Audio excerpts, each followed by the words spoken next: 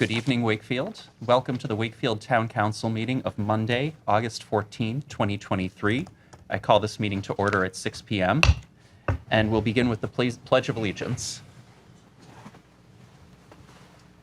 I pledge allegiance to the flag of the United States of America and to the republic for which it stands, one nation, under God, indivisible, with liberty and justice for all.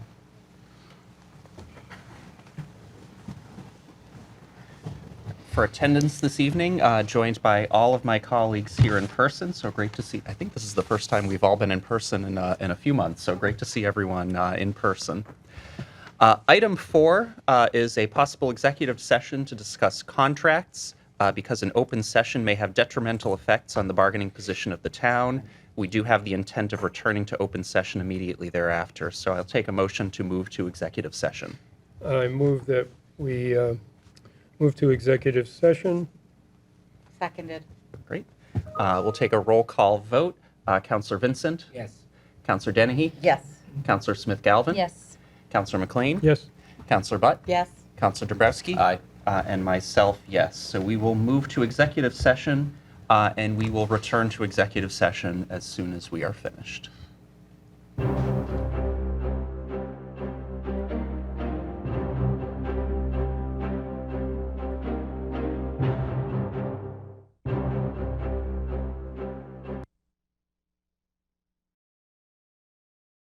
Back in open session for this town council meeting.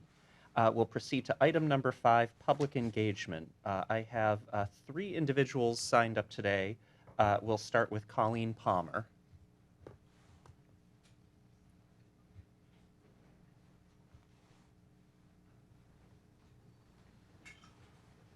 Thank you. And would ask if you could sit down, state your name and address, and we'll ask you to keep your comments to 3 minutes, please. Okay. My name's Colleen Palmer. I live on 18 Nahant Street, and this is addressing some statements that were made in an earlier town council meeting regarding the number of 40B housing inventory that we've got. So I was wondering if in that inventory, if the residences at Tarrant Lane, which is off Hopkins Street on the other side of 95, how many there were 40B?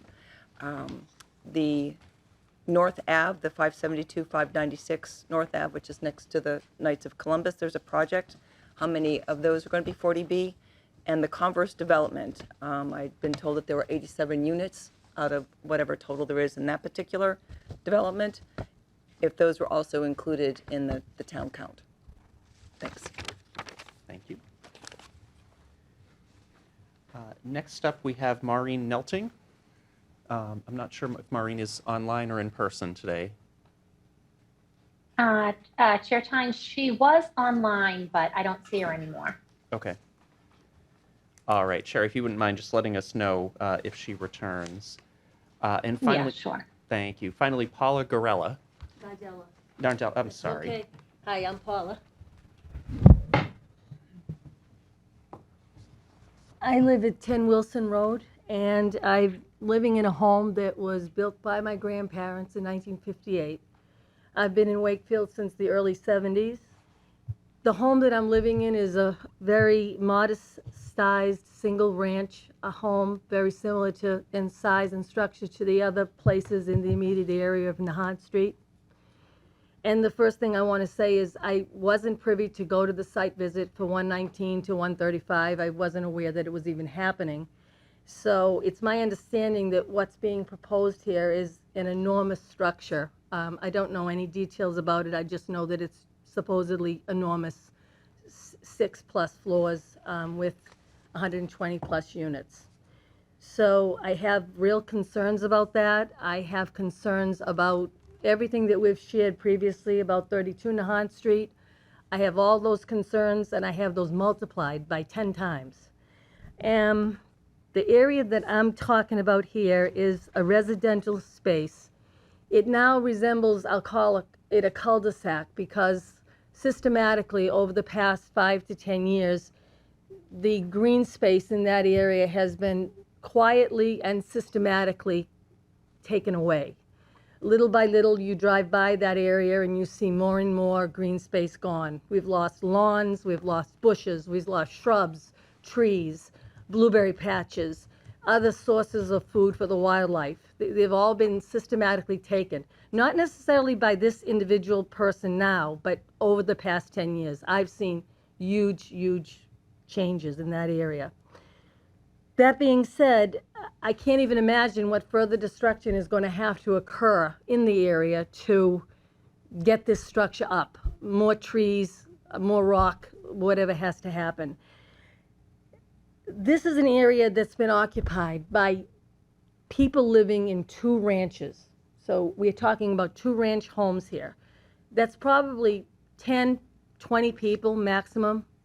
Now we're talking about bringing to the table 200 plus new individuals living in this small confined space.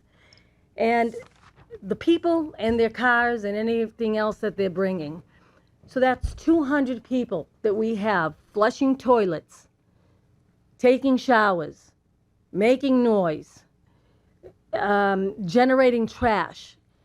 In addition to the already congested, we've talked about a million times, narrow, winding Nahant Street that doesn't even have a sidewalk, the full length of it, for pedestrians to walk on. So we're going to add now 200 plus more people using, again, that space that we've beat dead to a pulp. So the questions I have for everybody here is, how is this small space going to reasonably accommodate 200 plus new people without a negative impact?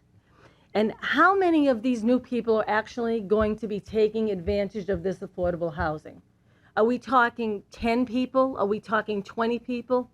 Because it's an awful lot to expect to put up for if it's that small of a number of houses that we're talking about.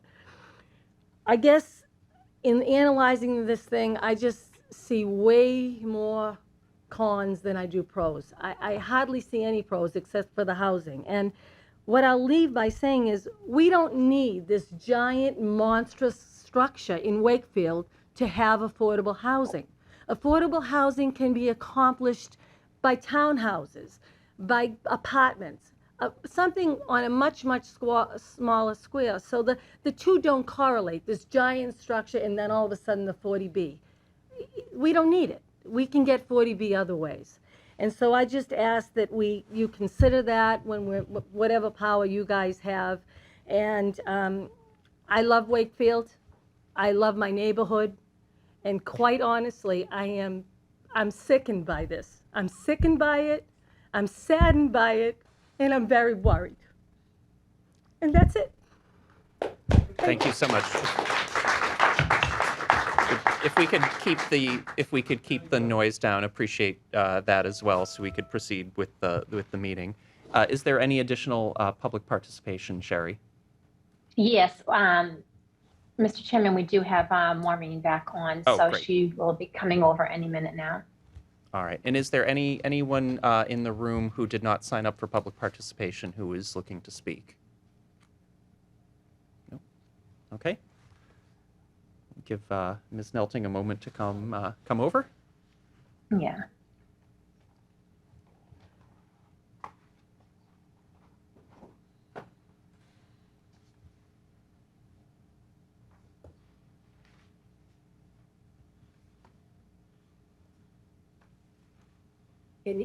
Can you hear me?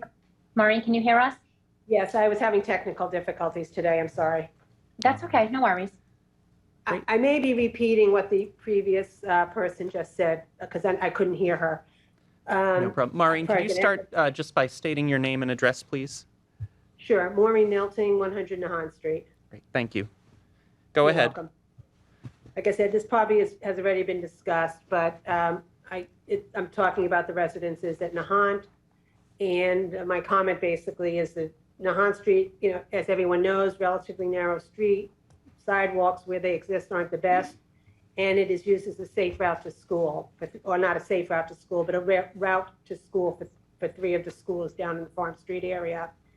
It's a heavily trafficked street with both cars and trucks, and I believe most of the trucks are over a certain weight. They shouldn't even be on Nahant Street. It's getting much more congested on that street since I've moved here about 7 years ago. I cannot imagine what it would be like with 100 more units, or even half that number, trying to get somewhere or getting in and out of a driveway in that area. One of the things I'd like to know, and it probably is too early in the game, is what is the town/developer going to do to mitigate the congestion on Nahant Street? It's ludicrous now, and it's going to be much, much worse with a development of 100 units, or, as I said, even half that size.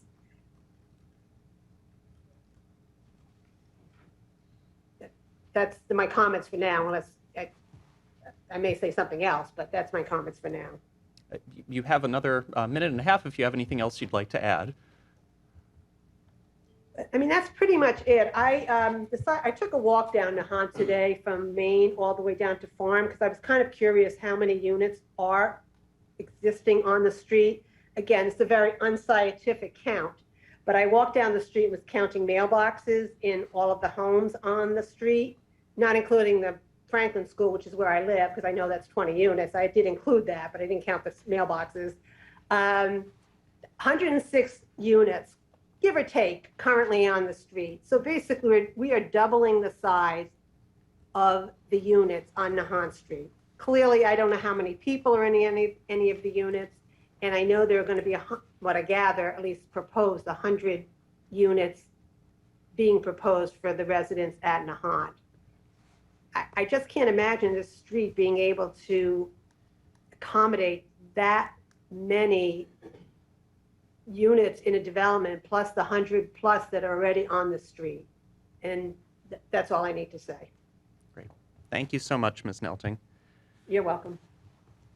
All right. Seeing no other public participation, we'll move on to item 6A, a Communications Department update. Ms. McDonald, you have the floor. Oh.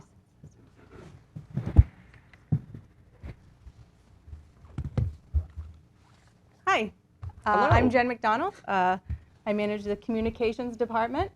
Thank you for giving me the opportunity for an update here. Usually when people ask me what I do, I tell them and they smile and nod. And then 10 seconds later, they're like, what do you do? So what I did is I kind of categorize the things that take up most of my time each day, and we'll give you a few of the recent initiatives in each of those categories. I am a team of one, so if anybody sees any typos in anything that I put out, it is hard to proofread your own stuff.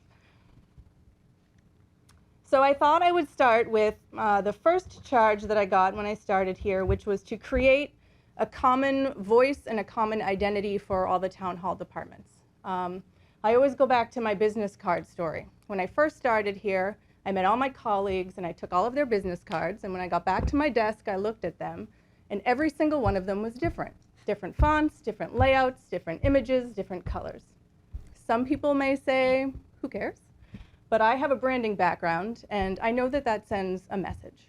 And whether it is true or not, it sends a message that all of these groups kind of work in their own silos. And that's not the identity that we want to put forward. So the first thing that I did was to create a style guide. It's typically things that are visual, fonts, colors, images, but it also includes things like writing style. And that's my Bible, if you will.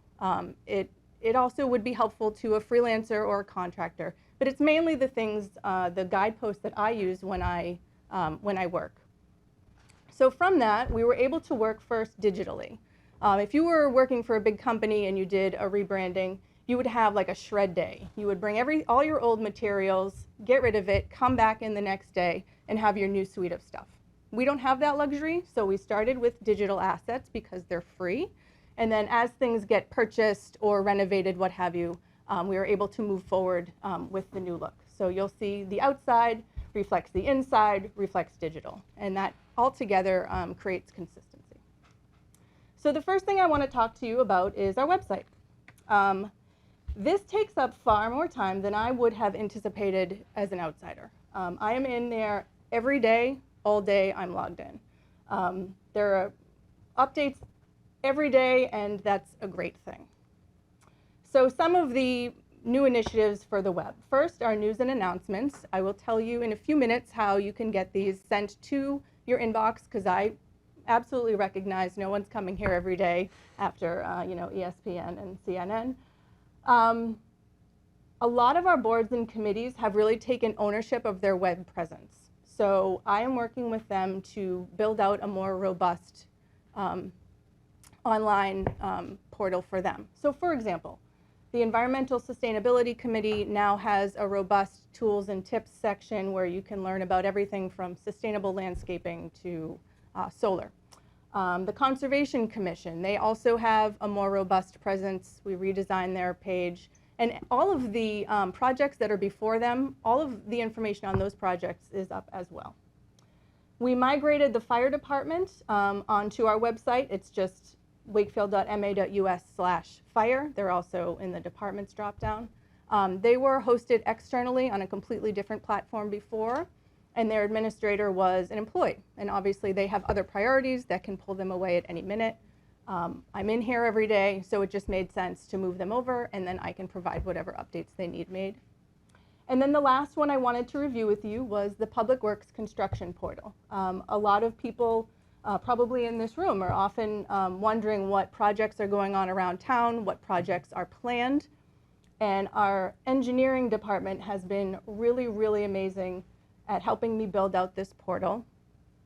Between pages, spec plans, and schedules, there are over 150 files just behind this one section alone.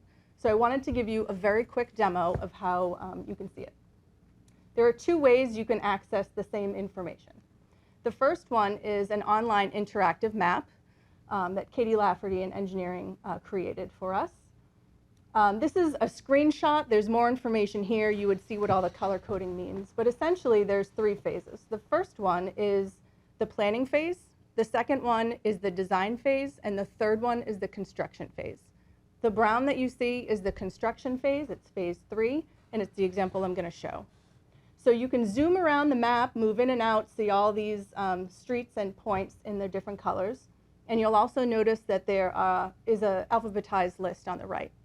For this example, I'm going to choose Cordis Street. You can either click on Cordis Street there where the arrow is, or you can click on actual Cordis Street on the map. A pop-up box comes up where you can see what kind of project it is. It might be a water main. This one happens to be paving. You can see who your contact is if you have a specific question. You can see the phase it's in, 3, construction here. And there's a link to view more. If you click on that, you'll be brought to something that looks a little more familiar. This is a page on our website where you can see the background of the project. This is farther along, so you can see the spec sheets, the schedule, etc.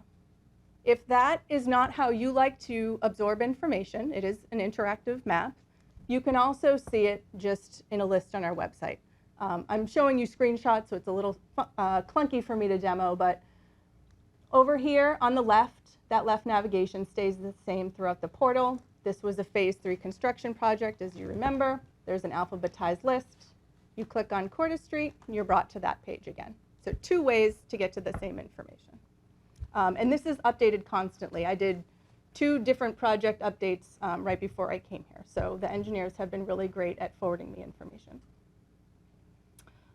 This is not an analytics presentation for the interest of time, but just for your information, we range anywhere between 500 to 1,500 visits a day. It depends on the day of the week. Mondays are high, Sundays are low. It also depends if there's an initiative. So the day of Springtown meeting, big spike. The day of the high school vote, big spike. But it hovers around 800-ish a day. And the most accessed pages are Public Works pages, trash, recycling, and yard waste, the online payment portal, the job opportunities page, the inspectional services page, and our Independence Day info page in one day had 14,000 page views. Wow. Thanks, because that helps my traffic report. I did not include that then. I had to take that out. Okay, town hall enhancements. This is probably the thing I'm most proud of, despite the fact that it is, in the grand scheme of things, really small. These enhancements were essentially because of COVID. It's hard to remember back when we needed to contact trace. But there was a time when you had, you said I needed to speak to Chair Chines and you needed to actually go see him. A lot of people tend to wander in town hall, so we needed better wayfinding signage so that people could get to where they needed to go during that time period.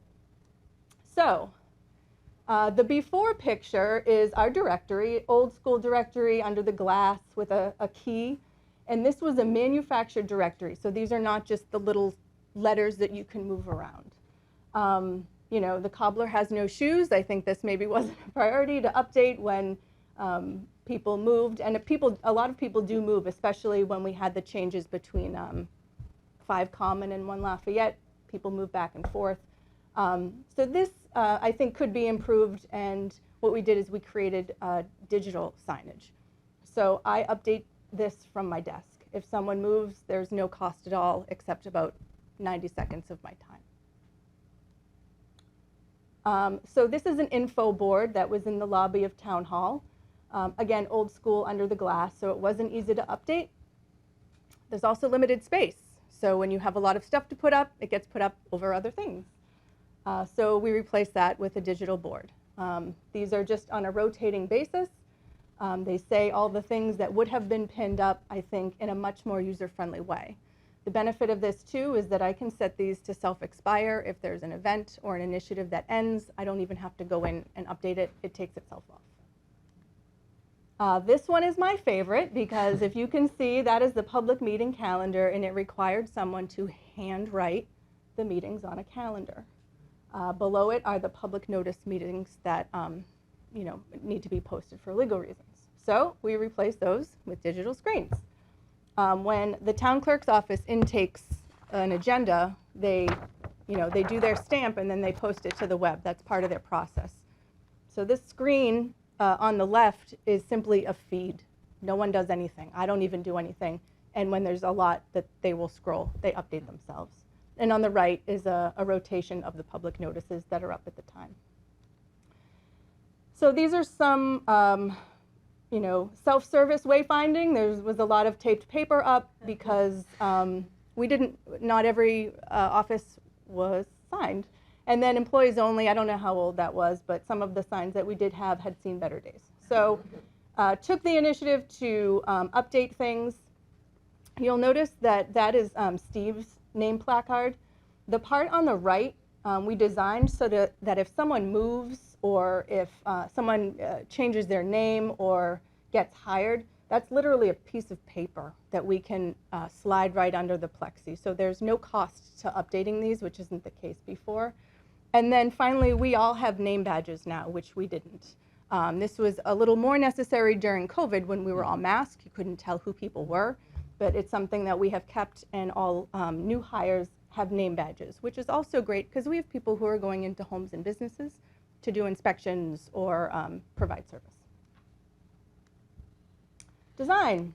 At any time during the day or week, I am doing something in one of these categories.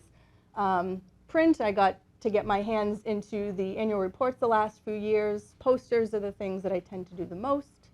I got to do the Albion banners, which were really fun because I got to think outside the box a little bit with that.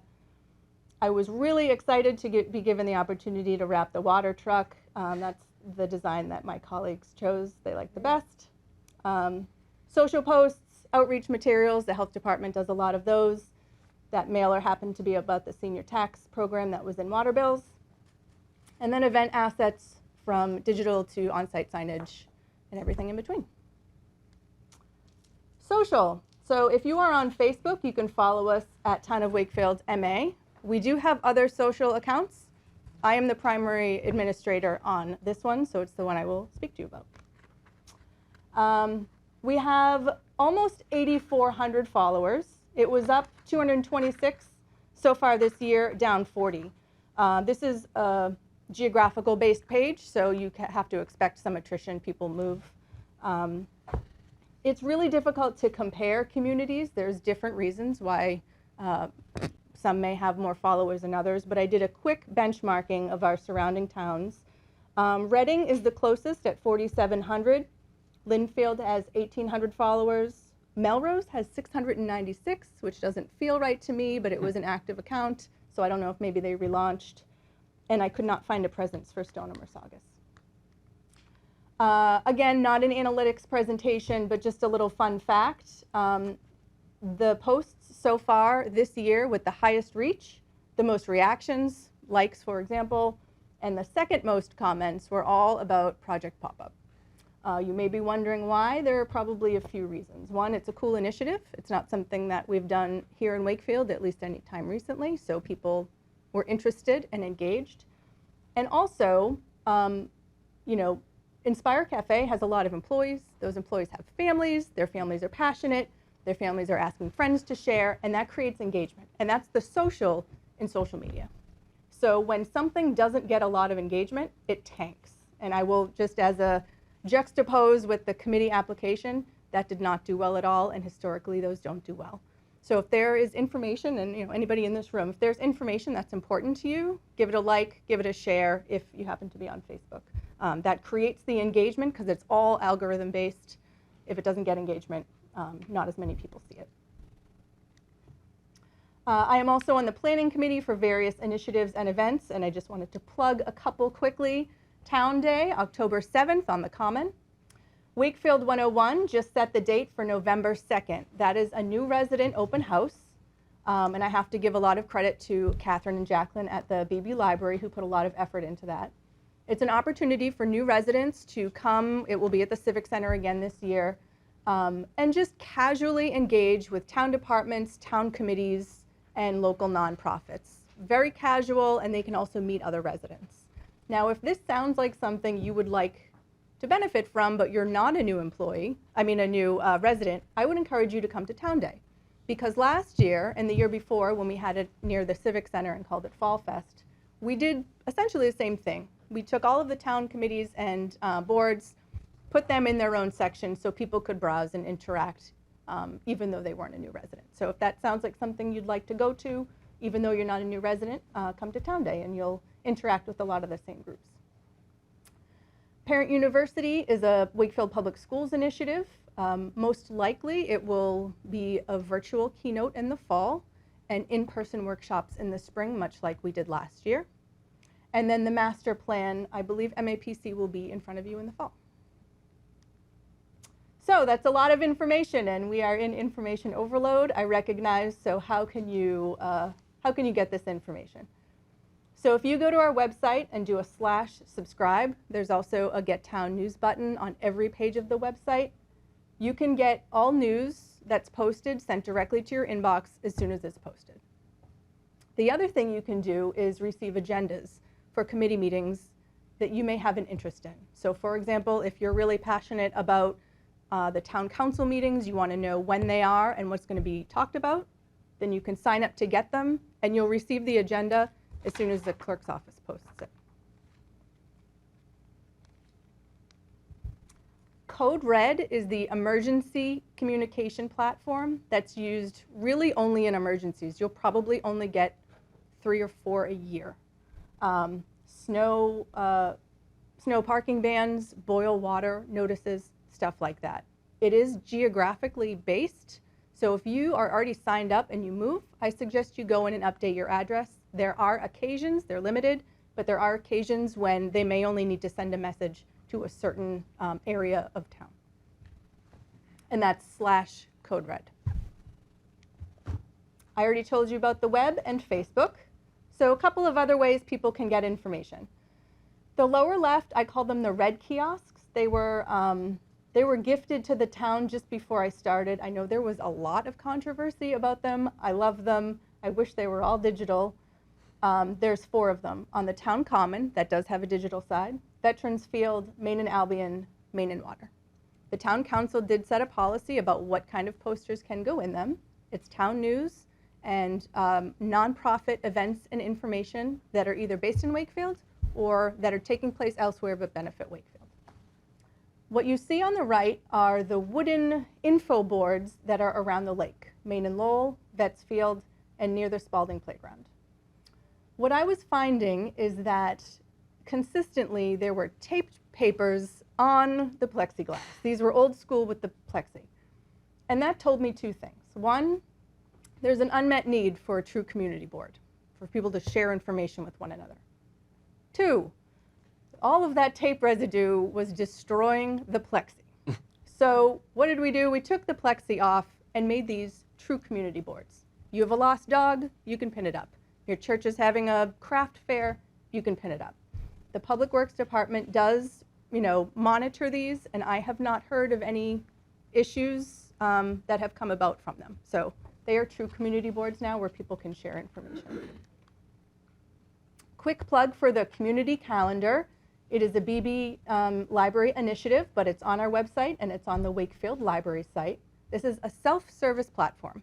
The town does not know about every fair and concert and what have you that goes on. So if you're part of a community group that's having something, you can submit the event, the library staff approves it, and it is here in a feed where other people can learn about your event and participate.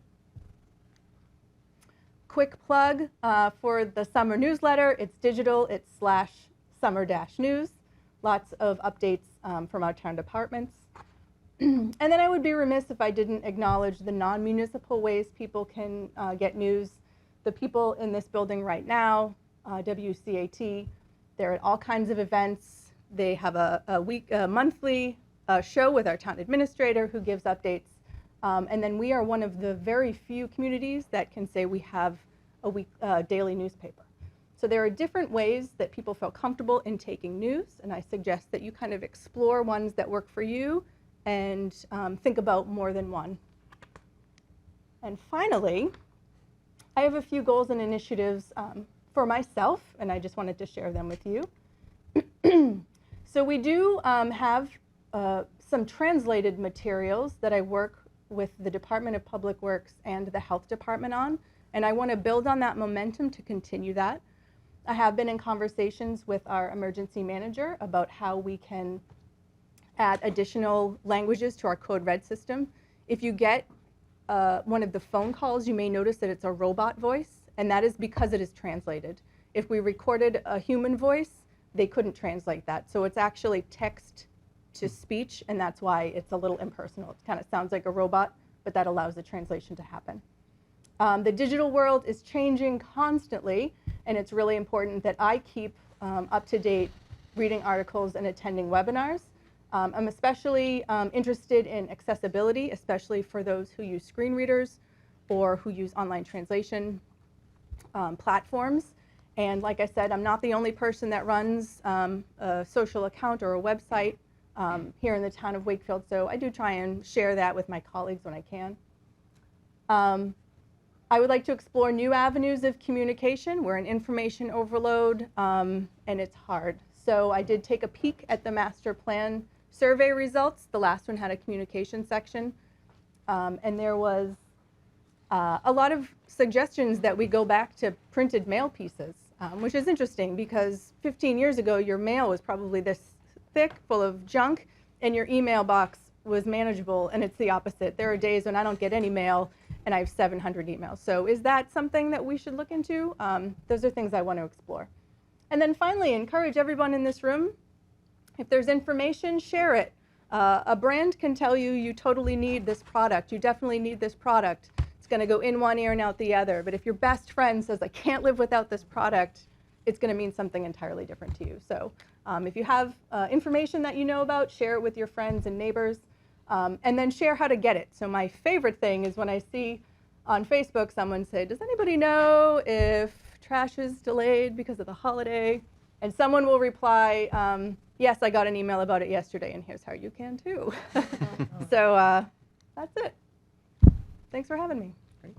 Happy to answer any questions. Thank you so much. And I just want to start by saying, plug for the great work that you do, including the website. So on my search history, the Wakefield town website is actually the #1 site that I visit, which may be unique to me, but I think it is a testament to the fact that the information there really is current. It's excellent. There's a lot of good information there. And so really congratulations to you and everyone in Town Hall for making that happen. Questions or comments from my colleagues? Vice Chair McLean. Do you also reach out to news media online like the patch and or print media like the item? I'm glad you asked. If anyone from the patch is watching, I lost my contact. I had a great relationship with my contact there, and he moved to a different region and was unable to tell me who was taking his place. So I am without a patch contact, but I do have Wakefield item contact. My understanding is we are going to have a modified bike plan probably coming up very soon. Will part of your duties be to put that on Facebook, put it on the town website, and put it out to the public, or so that it can be, some of the town councilors are fairly active. I am not in Facebook, and, so maybe it can be published and republished. Absolutely, yes. Okay. Thank you. That's all I have. Councilor Vincent? Thank you, Chair Chines. Thank you, Jen. Two quick things for you. The search engine on the town website, I find that to be very useful. I can type in a topic, and it will tell me every time that topic was discussed by any town department, board, or committee. That helps extensively with doing research. Now, to switch gears for 1 second, as a senior citizen here, and you can tell I'm a senior citizen because I have gray hair and I'm the only one without a laptop except for a couple other guys that are 60. There's things I'm not good at, and I didn't know until a week ago about how to sign up for news and announcements. For instance, that I could go in there and type in traffic advisory committee or whatever, and then I would get their announcements whenever that came up. Yep. And so I'm somebody who's been on town council for a year and a senior citizen, and I didn't know how to do that. Have you had an opportunity, and I know you're a team of one, but have you had an opportunity to go out to different boards and committees in town and educate them on how they can sign up for these things on the town's website? I have not outreached with boards and committees. I can say the summer has been a little slow with the posters, so I have used my executive authority. I have had a Connect With Us poster almost the entire summer with QR codes and information about how to sign up. But that's great feedback, and I would be more than happy to meet with boards and committees to let them know, to spread the word. Okay, thank you. Councilor Smith-Galvin? I'll just follow up on that because I think you're a little modest. You do meet with boards and committees when they want to also help amplify their message. And so I'm just so grateful for your work with the Environmental Sustainability Committee, and I know the Youth Council, because it's not easy to manage a town Instagram or Facebook page, and I know you give them a lot of guidance and advice on how to respond to comments. So thank you. I think you're the best sign of a communicator is somebody who helps others communicate, and you really have. So Absolutely, and thank those you are all very much. volunteers with very different skill sets, and I always say that's how we make a team. I'm not great at everything, and maybe we're great at different things, and together we can make a really great team. Can I ask one other question? Is the electronic board working at Wakefield? I don't see it. I go there early. Is it on So it certain turns hours? on. There was a lot of controversy about the light, so it turns on at 5:30 in the morning, and it Okay. turns off at 10:30 p.m. Okay. I thought I was there during those hours, but maybe. It also isn't. I have been getting it some isn't early as runs bright in. as you would expect, and unless you're in front of it, you That really might be what can't it is. see I wasn't right in front Yeah. of it. Okay. Great. Councilor Butt? So thank you, Jen. This was so helpful. You work with, the Human Rights Commission and other groups. And I think we did in the manual that new volunteers get talk about kind of, meeting with you and talking to you. So we make that really clear for newer people. I will say, just a little asterisk is I think in the past, Code Reds used to be 3 to 4 times a year, but I got 4 last weekend because of the flash floods. So I do think numbers will be increasing as we have more weather-related incidences, and just to explain that, which is good. I should get notices, but I think I got some for the heat advisory too. So I think I've gotten beyond 3 to 4 already this So summer. that is an option. You can sign up, and there's an optional thing to get weather alerts that I don't send. Yeah. Those are part of the National Weather Service. So if you sign up to get those, they are the ones that push that out, not Okay. our chiefs or. Really public good to get, but just I was like, your number seems off since I got 4 this month already. Great. Councilor Danahy? Yeah, thank you so much for doing this. We have so much on our website, and I know that sometimes I think the search function works really well. But I have a question. Have you ever thought about doing a video, maybe like in posting it on Facebook and saying, hey, you want to know when your road's going to get paved? You want to know what's going on when this road's going to get paved?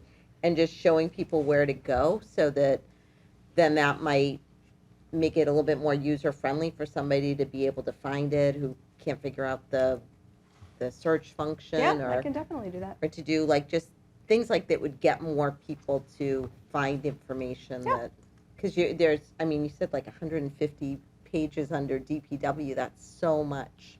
Yeah. And no, this is great. And my other question I had was the translated materials. You said it's text to speech. So how do you know what language to send? Do we ask people like what language they want when they sign up? For the code red, it's text to speech, and there are currently 3 options: Spanish, Portuguese, and Chinese. So when you sign up, you would select which you want.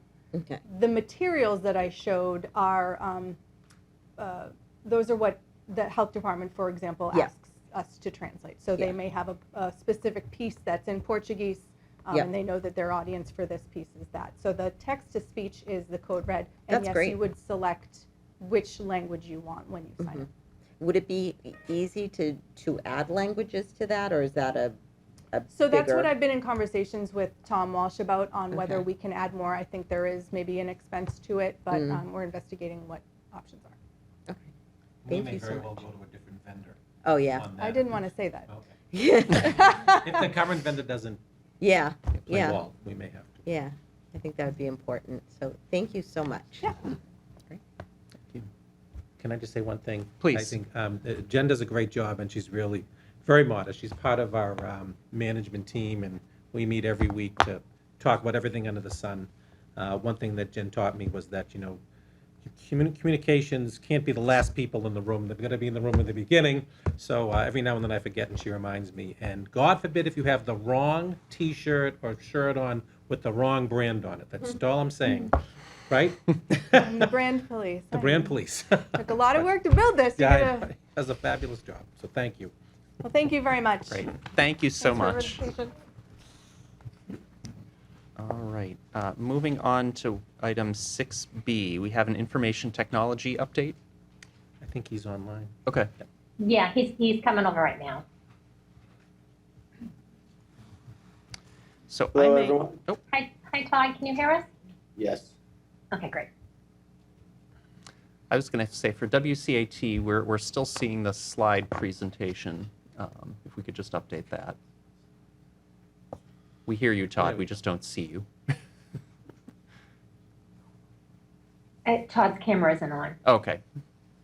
Seems like an IT issue. Oh, it's just off. I'm just not in right now. No worries. We'll let you get started, Todd. Sure. So, IT business is not going to be as fun and flashy as Jen's business. I'll try and spice it up, but it's prepared to be bored. So, what we have for projects, we have our public safety building completion. We're in the process of finishing our portion up with that. That is just card access, surveillance, basic stuff. We have this year a Munis upgrade going on. Munis is our line of business app. All the departments use it. We use it for accounting, utility billing. That is just an IT upgrade, nothing fancy. Same thing is going to happen with email. We have a cloud migration happening this year, going from on-premise email to Microsoft 365. That'll be for both police, fire, and town, water and sewer, all those departments. Also with fire this year, we're gonna have online permitting coming into play. So right now we have online permitting for the Board of Health, for the town admin's office, and inspectional services, and fire is gonna also migrate to that. Few other projects, working with DPW, we have the water tower replacement. So our involvement with that is to help maintain the radio equipment that is up there now. That's for DPW, fire, and police. We want to keep that online while the tower comes down when it gets built, and reinstall everything up there with contractors. There is constant improvements going on with the water department and their SCADA controls. These controls just report back and give alerts on everything that is related to water. So whether it's pressure in the street, it's a MWRA feed, anything that they need to know about that they need to be alerted on, we're doing upgrades with them as well. The other project we have this year is the beginning of the high school construction planning. So we're involved with the tech side and working with high school on that. Other initiatives that we have, conference room upgrades throughout the town. We'll Zoom enable a bunch of conference rooms. We have surveillance expansions, working with the DPW on that. We have phone services in all of our different sites that we'll be consolidating, cut costs operationally. We have a help desk ticketing system that's going to be upgraded. And we have security improvements those are just constantly ongoing. There'll be additional user training this year. We're looking to get some grants to help with that as well. And last is just infrastructure upgrades. So that's the back end, fiber connections, switching and routing equipment that will be updated to keep from being out of date.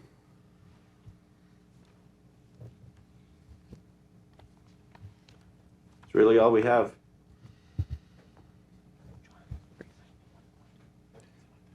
Sorry, Mr. Mayo? Can I say Sure, something? please.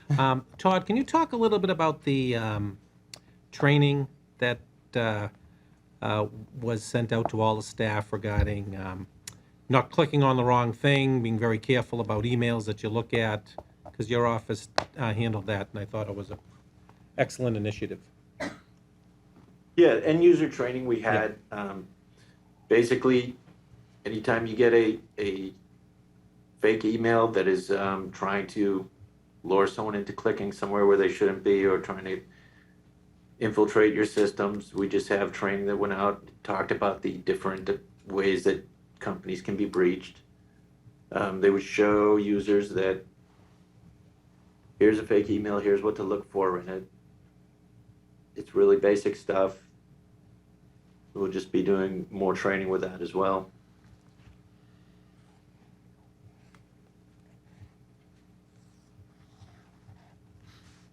Okay, thank you. Any questions from the council? Vice Chair McLean?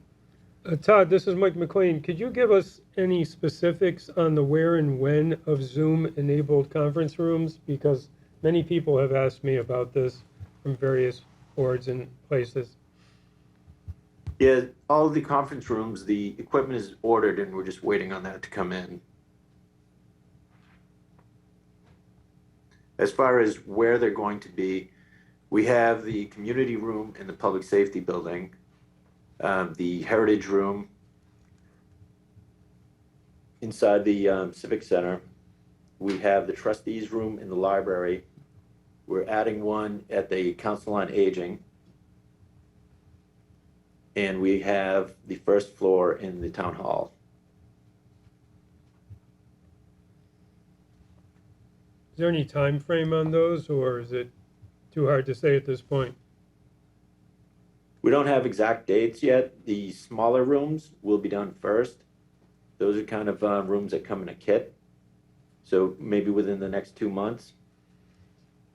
The community room over at Public Safety, that's a big undertaking, but as that equipment is coming in, I mean, they are standing by ready to install it.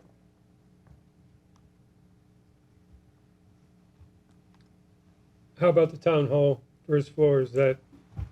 Yeah, the town hall that'll be one of the first 5 set up as well. So that one is more of a, it's more of a normal room like the other smaller ones. Not as much of an undertaking. Okay, thanks. Councilor Nabrowski? Thank you, Todd, for this. Just following up on Vice Chair McLean's point, I know some of the comments that I've been hearing too from folks have related to the way in which we equip these rooms and have the ability to have cameras or angles kind of follow the speaker, because depending on how someone is configured within the space, it's sometimes difficult for people to be able to discern who is speaking. So I don't know what is planned with that yet, or what could be planned to try to accommodate for that. Yeah, so that is difficult with some of the layouts in the rooms, but what we have is that there are smarter cameras that can do basically multiple shots at the same time. So you can have the whole room broadcasted, but you can also have different sections of the camera pick up where the voices are coming from and bring those to either a second window in Zoom, or you could just bring them to the forefront. Yeah, I just think that would be a really important aspect to this going forward, because a lot of our committees, commissions, and boards are relying more on this technology. And when we have that hybrid model, it's really important that people can feel engaged. And so whatever we can do, Todd, to try to optimize that, I think would really be of benefit. Yes, sir. Thank you. Any other questions from the council? All right, seeing none. Todd, thank you very much. Appreciate the update and all the work that's going ahead. We know this is an area that requires a lot of constant attention, particularly given sort of the security threats that any institution faces. So appreciate the update today and your hard work. Thank you very much. Have a good night. Thank you. All right. Next up, we have item 6C, the residents at Nahant LLC. Mr. Panos and your team, if you wouldn't mind coming up to present to us. No problem. We would just ask before you get started if you could introduce yourself to the council. I can bring paper copies if that would help anyone, or see a lot of you have laptops.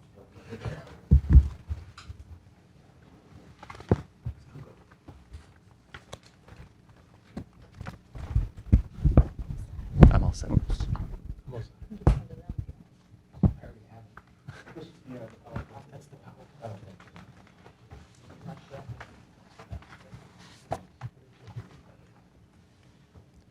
I was going to say, if you have extras, if folks in the audience would like copies, we can pass those out. So, good evening, Town Council, Mr. Administrator, and members of the general public. My name is Jason Panos. I am the project attorney for the residences at Nahant LLC. Sitting to my left is Tony Capichetti from Hayes Engineering. He's the project manager and engineer. And sitting to his left is Stefano Basso from SV Design, who pulled together the architectural and design plans. And thank you for the opportunity to come before you. As you know, this plan has gone through a couple of different iterations, and we'll go through that. But before we do that, I figure I'd go through a brief summary of where we're at in the 40B process. It is a long process that goes through a number of different reviews, and it starts with the project eligibility process, which is where we are now. It will progress through to the comprehensive permit process. So currently, under project eligibility, Mass Housing is our subsidizing agency who will be issuing the project eligibility letter. We are working with them and through them, the town, in issuance of the project eligibility letter. After that issues, we'll move into the comprehensive permit process, which will move to the ZBA upon application to it. They'll conduct their hearing and render a decision. Then after a decision is rendered, assuming there's no back and forth conditions that throw the project into the Housing Appeals Committee, appeals outside of that process, we'll move to final approval, which is again back through Mass Housing to confirm that the plans and specifications that evolved through the 40B process are those which are basically the building permit plan set, where they'll, upon which those final plans will be based. construction, occupancy, and then post-occupancy oversight. That's the 40B process in a nutshell.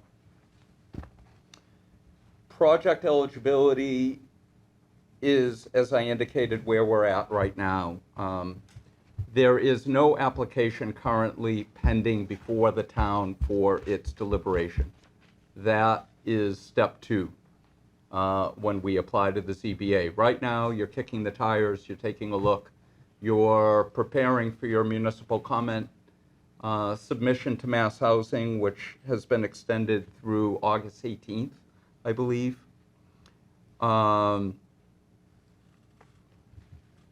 We've reviewed preliminary comments from the town, and we'll address, some of the lessons we took from those comments, but I suspect you'll have a more formal, complete, final set of comments by the end of this week. And we'll look at those, and we'll call out those constructive comments, and may yet again revisit some of these plans as a result. As I indicated, Mass Housing, the Massachusetts Housing Finance Agency, is the subsidizing agency reviewing this application for the state. And they're primarily jurisdictionally interested in 3 things. And this is all by legal, statutory, and regulatory prescription. They want to make sure that the applicant is a qualified limited dividend organization. We are. We established a separate LLC which is pursuing the project eligibility letter to Mass Housing and will ultimately be applying to the town. Whether the project is fundable through a low or moderate income housing subsidy program, we already got a letter of interest from Enterprise Bank, who is a New England Fund Federal Home Loan Bank of Boston member, who would be guaranteeing the loan for the construction and permanent financing, and whether or not the applicant has site control. And we've established site control of all of the 4 parcels through a purchase and sale agreement by the property owner, who is also involved in the limited dividend organization. So it's all of the 4 entities. Actually, he owns one of the properties individually. He owns another in a trust, and he owns another in an LLC, but they're all controlled by that property owner individual. They are separate and apart from that limited dividend organization, and I want to make that clear. We gave notice of the initial application to the town on April 14th. We had our site visit on May 8th. I believe most, if not all of you, were at that site visit, at least on town council, and I know town administrator was there. And as a result of that, we went back and forth with Mass Housing. We took those comments, we took your comment letter, and we evaluated all of that against the plan we had initially proposed, and we came up with revisions which were submitted to Mass Housing and the town on July 31st. Is that right? First, well, before I get into the project itself, so consistent with those 3 jurisdictional issues I talked about, the Mass Housing will also generally review a number of other items. They will generally review, consistent and related to those 3 jurisdictional items, whether the project is generally appropriate for residential development. They will not delve into that in detail.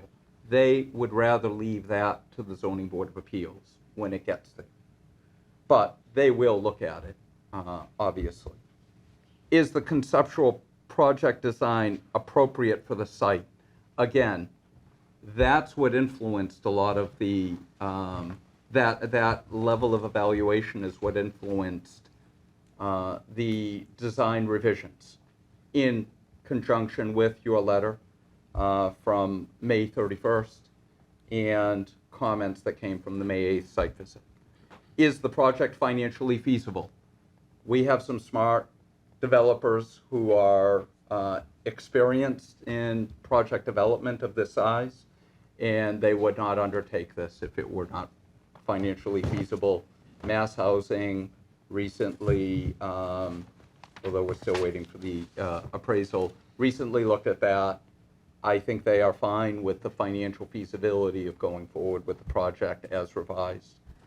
And again, is the land valuation consistent with the pro forma that was submitted with the revised application materials that you all got on July 31st. After project eligibility issues, again, application to the ZBA. I won't go into explicit detail on this process, but a couple of timelines that everybody, I think, will want to know about. Once the application gets submitted to the Zoning Board of Appeals, they have 30 days to open their hearing. Once they open their hearing, they'll coordinate with us to have the project peer reviewed. But in general, through statute and regulation, they'll have 180 days, 6 months, to open and close their hearing, and they'll have another 45 days to render the decision after the hearing closes. So some important timelines to really keep in the back of your mind as this process unfolds. What's involved in the peer review? The peer review will look at the engineering, the design, the traffic, impact on infrastructure. Those are the basic things. I've been doing this for over 20 years, and towns are interested primarily in that, but every town is different, and every town is unique, and we work constructively with towns to make sure that the peer review is more than just a check off the box item, but a really constructive part, a real second set of eyes, if you will. Oftentimes in peer review, we will find something that we didn't think about, and we will adjust our plans accordingly. It is, for us, a very critical part of the process that we take into very heavy consideration, and the developer pays for it, by the way. It is not a burden on the town, but they are contractors with the town. So, again, very important because we look at it carefully. So moving to your town comments letter from May 31st and the interplay of some of the site plan revisions. A lot of the issues raised in that town comment letter were more ZBA project design type elements, but we looked at them nonetheless. We had to, and that forced some rethinking on the project. We looked at massing, scale, density. We reduced the density of the project from 120, you'll recall, to 100 units. But in doing so, we also shrunk down not the footprint, but the height and the massing and the manner in which we impact abutting neighborhoods. And you'll see how we did that in a moment. We got a little creative, particularly with the remaining top floor. We shaved off an entire top floor, and then we basically stepped back that 5th floor. That's 4 floors over a podium parking garage structure with units, garden level units on that base, in that base structure. We more carefully evaluated and kind of reviewed roof access, additional hydrant layout, access to fire and emergency apparatus, and made adjustments there. We looked at site circulation. We reevaluated that. And we really significantly reconfigured the parking area to not only address those safety concerns, but we also added more green space and buffer zone around the site as a result of that. We had more room to play with, quite frankly. We got rid of tandem spaces to accomplish what I just explained, and you'll see that in more detail. Before we head into a visual description of how the building changed from the original proposal that you saw to what you have in front of you,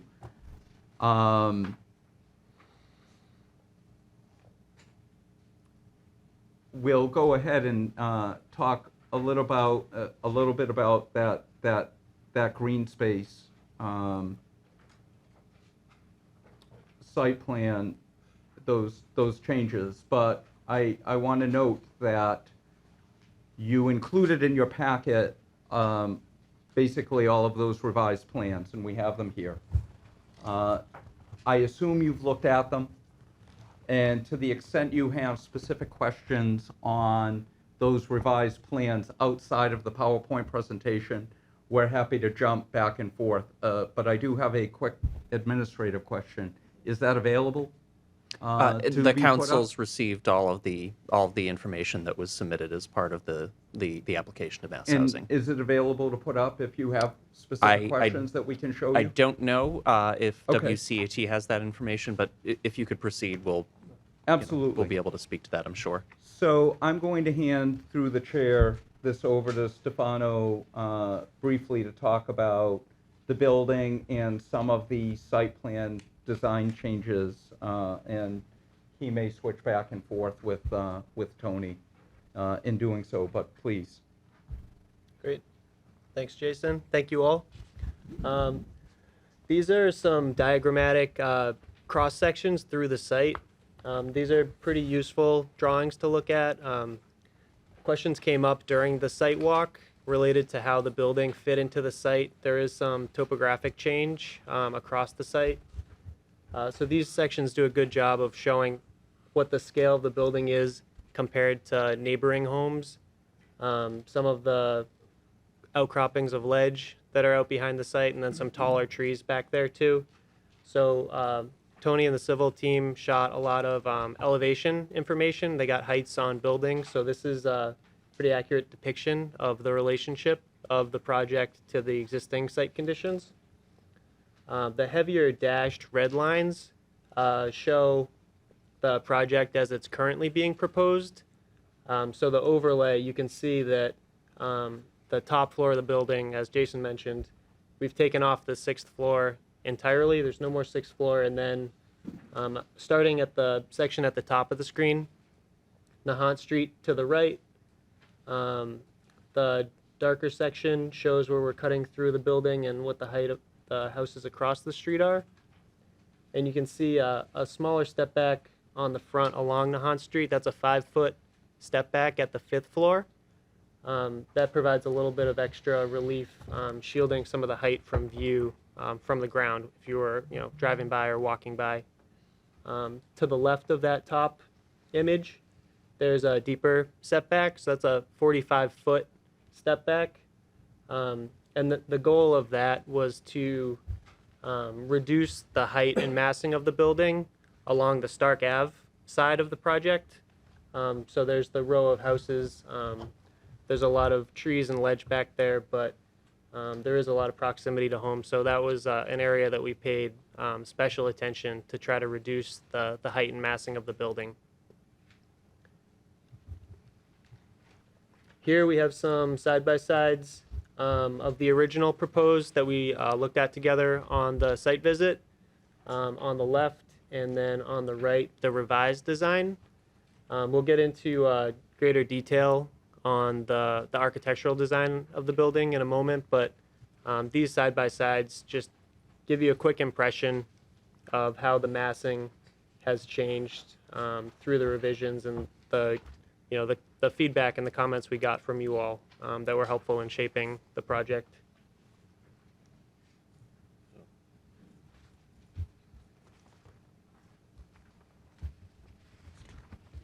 So, yeah, I'll go back into this. So, brief overview, the site that you all walked back on May 8th comprises a little under 2 acres, and it's comprised of 4 parcels of land. As I indicated, we have site control over all 4 of them.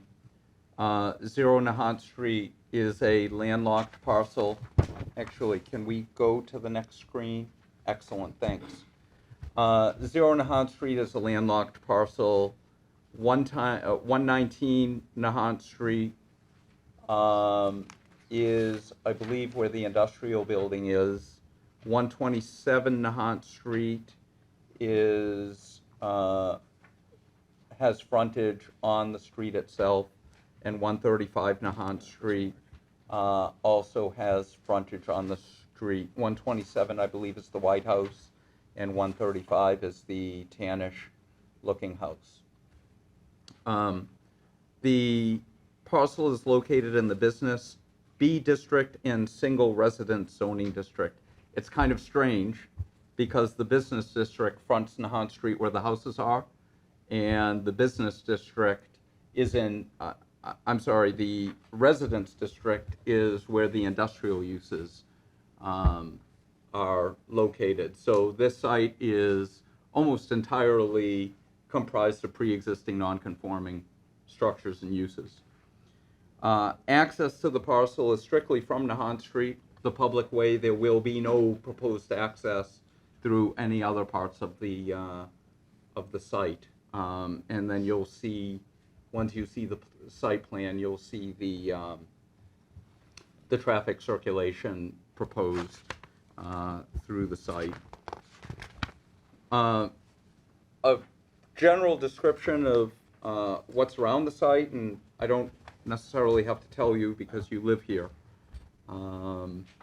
But we found it of interest, and Mass Housing finds it of interest. Where is this site located in close proximity to? What are some of the town amenities that would be readily available and accessible to prospective residences? And we found that within a half a mile is the Route 137 bus stop.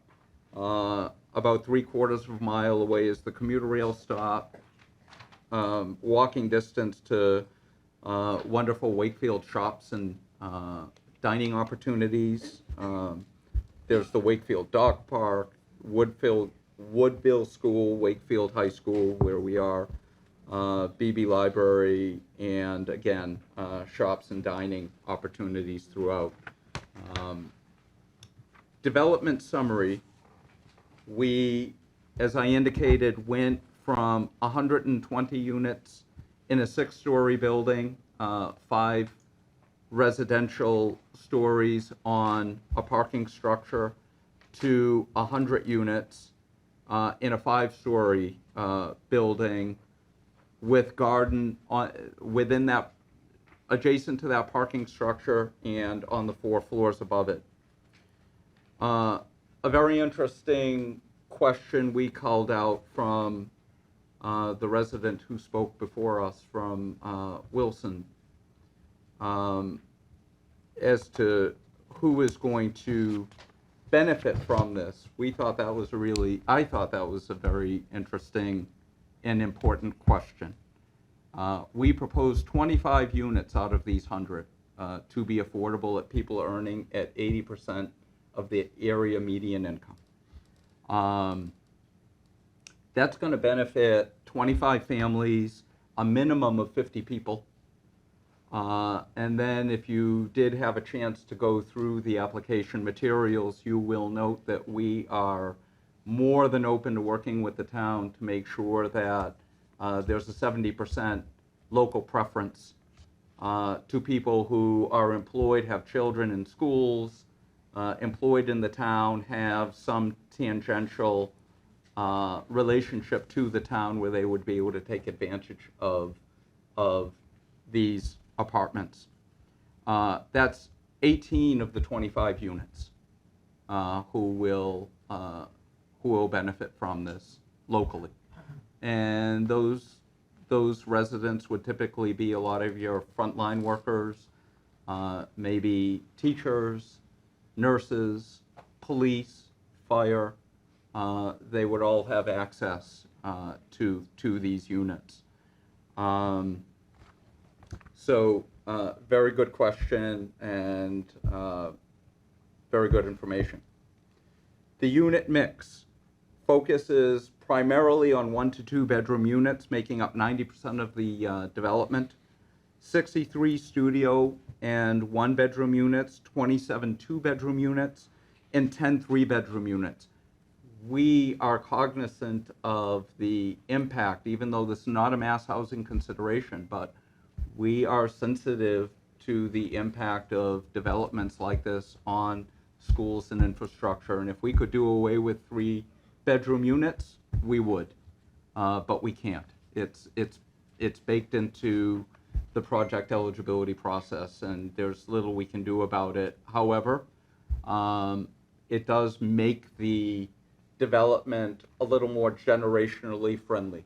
In other words, you'll get your empty nesters, you'll get your entry-level, first job types, and you'll get your families.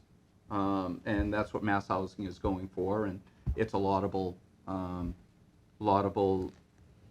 goal to get that kind of generational mix in one development.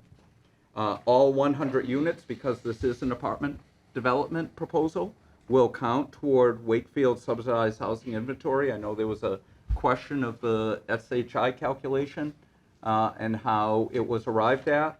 Once this development is approved by the Zoning Board of Appeals and that decision is filed with the town clerk, these units will count almost immediately.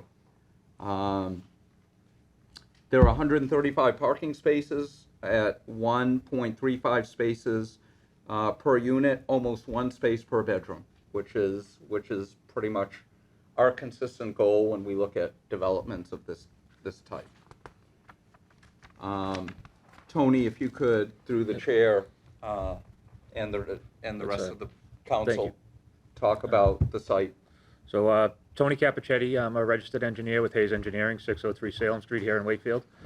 So the site layout, the footprint's pretty similar to what the council has seen before. Again, most of the modifications came from the height, although some of the questions that did get brought up on site, we took into account. We widened the driveway a little bit to allow for better turning of fire apparatus. It still would back into the small parking area to make a 3-point turn to exit the site. We did bring a hydrant into the site. Where we had a number of tandem spaces previously, we're down to only 8 total spaces, but 4 for tandems that would be tied to the 3 bedroom units. That way that's typically when you'll see multiple cars in a 3-bedroom situation, and they would coordinate with each other to move those cars out. But the rest of the spaces are all regular sized parking spaces, compliant with zoning. We moved them off the property line, and we, at the bottom of the drawing, you can see some landscaping proposed between us and Stark Ave. We also plan to raise the grade a little bit, so it'll be a berm, and plant those trees up high and at the middle to kind of create a visual barrier between our project and the abutting properties. Small sitting area to the rear of the building and that triangular piece, trying to make use of that open space for the residents. The stormwater management for the site will be under the parking area. Currently the site comes down off of Nahant Street and then comes back up. There's a couple of leaching basins in the site, which is indicative of the decent soils. What we think we have is ledge and then pockets of soil in between the ledge. There's no flooding that's been reported on the site from the owner. So those leaching basins are functioning. What we would do is expand on that theory with large detention basins. And because in that low area it has to come up a few feet to match that grade, provide ADA accessibility, that additional space would be brought up with, I don't know if you're familiar, these large plastic chambers that basically fill up with stormwater and control the flow. Water and sewer would come off of Nahant Street. We did get the report that there was some water main breaks out there. We'll work with engineering to find out if there's any areas of old cast that may be causing those breaks, and see if we can coordinate our connections with them. The town has a great engineering department that I'm sure will give a thorough review once we file with zoning board of appeals. But conceptually, the drawing that you have in front of you, some revisions to break up the front as well. We added some landscaping, sacrificed a few parking spaces, figuring the trees would help break up the mass of the building as well. So those are the high points on the site design. Again, we're trying to access from the east side of the site as well. That increases some of the site distance. But when we go to zoning board of appeals, there'll be a full traffic analysis that gets submitted. Safety analysis as well would be part of that. And we'll coordinate with TRC to see exactly what they want studied out there. So again, the site design elements, the access drive at the east, the parking spaces based off of IT recommendations for this type of construction. IT recommends 1.31 spaces per unit. We're at 1.35. 0.75 spaces per bedroom is what's recommended. We're at 0.92. Again, served by municipal water and wastewater, stormwater on site. And lighting, we'll be proposing high-efficiency LED fixtures that are dark sky compliant. That means that the fixtures are shielded. There's no direct line of sight to them. And we've done a rough lighting plan. We're not spilling over the property lines to any of the abutting residential structures.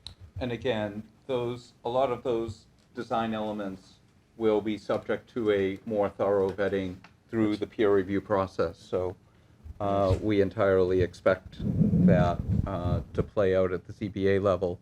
But one of the major takeaways for us, again, was this increase in buffer green space, the ability to plant taller trees. I know through the public comment, one of the concerns was this gradual reduction, not even attributable to this property, of foliage and trees and green space in the neighborhood generally. We are in a decent position that we do have a lot of existing trees and foliage around us, and we're going to do our best to maintain all of that through the construction. Particularly sensitive is the area out and back and to the side. So out and back, down, and to the lower right. That is where the most robust tree lines are on the property today. And we're going to not only maintain that, but add to it. That's correct. So the building was placed primarily in the areas that are already disturbed. We are clipping the base of the ledge just a hair at the southwestern portion, but we're just at the base of the hill, and then that hill rises, and there's some large trees off-site there. The other thing is that kind of rectangular parking area that has about 10 spaces that's right off the center of the building. That's the old foundation location of the existing commercial structure. So we're able to maintain the existing floor grade there without having to raise or lower it. So that'll be tucked down below the abutting residential structure. So we tried to work with what's out there for topography and building locations to try and minimize the site disturbance. The bulk of the disturbance will be coming up in the lower portion of the site, a few feet to level the site out. So I'll let Stefano talk to the project architecture. So we can run through the floor plan pretty quickly. The driveway off Nahant Street to the top right has a mouth of the garage for in and out traffic. Site circulation down through the surface parking lot. The main entry to the building is at the inside corner in the green and yellow spaces. That's a nice area with a plaza in front of it with extra glass running up in the elevator lobby there through all the floors. On the bottom left corner of the plan, we did move 4 apartment units down to this lower level in making the unit count work with taking off that extra massing off the rear of the building. So we were able to put a few units down there to make the unit count work. And we had enough parking that we could still remove that entire row of tandem spaces to add the extra green space for tree buffer. There's outdoor terrace off the side of the property. That'd be a common area that residents can use. Click up. Typical upper floor plan, second floor here. It's a basic double loaded corridor apartment building. We tried to locate the living rooms and kitchens of the units on the corners of the building so they get more light. We tend to group the 1-bedroom units more along the middle of the building. That layout seems to work well. There are 3-bedroom units at that bottom left corner. Most of the 3-bedroom units are on that end of the building. They have a lot of extra light for a slightly larger living space off the end of the building there. Stefano, if I could interrupt, just to point one thing out as well.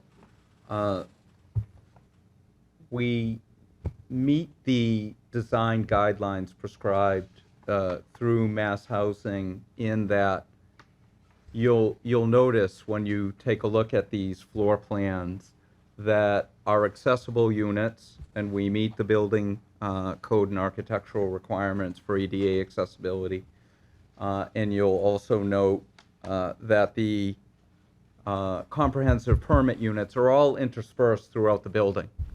There is not an affordable section or wing of the building. They are, the whole building is mixed, not only by bedroom type, and we color coded that for you, but also mixed so that you really can't, and you're not supposed to be able to tell from the outside where there's an affordable unit, where there's an accessible unit, where there's a market rate. Everybody's living together. So an important point, I think, to point out, and I'm sorry for interrupting. No, thank you. In the middle of the building where the main entry was below, we have a double elevator core.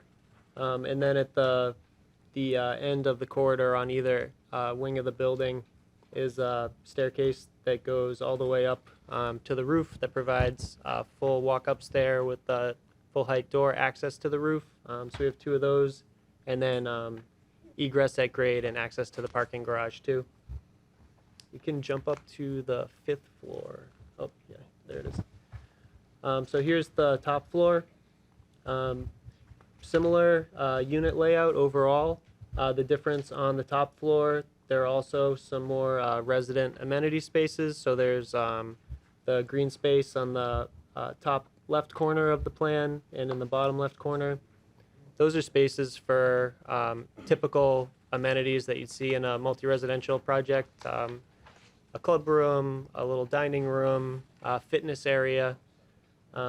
We also took advantage of the step back on the back of the building where we reduced the massing on the 5th floor and provided a resident roof deck there.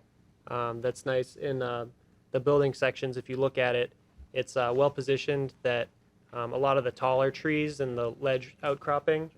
No, it's all right. Yeah, it's actually set up because the trees and the ledge create a great visual buffer with their height. That the roof deck there isn't, in somebody's backyard, so to speak.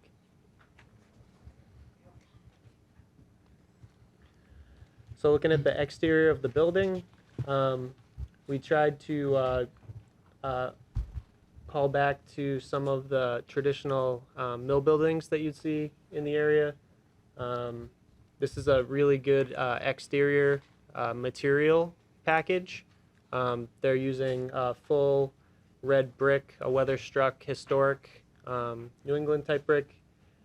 We have soldier course headers over the windows. The ground floor is brick, and then we've brought some of the brick up to that 5th floor line. The infilling sections are a clapboard. Not a vinyl, it's a cementitious full thickness clapboard in muted sort of pewter gray New England color. The design package, understanding that this is a larger, newer building, is still calling back to the traditional building materials that you see around town on different buildings of different sizes. And very important, no vinyl siding. Up on the 5th floor, we've switched up the siding type. That's like a muted gunmetal gray type of smooth panel and trim scheme. This is a typical design move we like to do. We create a strong cornice line at the 5th floor, and then at the roof line we have another cornice line that helps to break up the massing of the building. So it's a little bit of that brick base, the shaft through the middle of the building, and then the capitol on top that kind of caps the building. We've brought the stair towers. No, you're right. We brought the stair towers up the building, kind of calling back to that mill style. And the stair tower creates a nice break in the facade and the roof line. So we've carried the brick up through the top in those locations. We've added balconies, so all the units have a balcony on the upper levels. So they help to break up the facade. The balconies projecting off, and also the curvature of the plan helps to keep the building height looking different. So it's not like a long straight run of one wall or siding type. We've also added a few trees since the original, the first time we looked at the plans together. So where we've had some reduced parking, we have those tree wells that help to shield from urban heat island effect in the parking lot, and also provide a little bit of additional screening of the building. And then looking at the courtyard, the plaza area that was off to the side of the building, you can see the garden units in the foreground. We're envisioning a heavily planted base with some scrim set up for ivy to grow up the base of the building on the brick as well. I'll just say the windows are all traditional New England double hung windows with a black frame and sash. So it does have a little bit more of a historic feel in terms of the materials and the detailing on the building. This looks at a few different developments around town. We're looking at projects with a large unit count that are in close proximity to more of a like single or smaller multifamily neighborhood. So some of these projects, including the top left, that's almost right across the street from our site, shows how some of these projects have been worked in to provide greater density within the neighborhoods.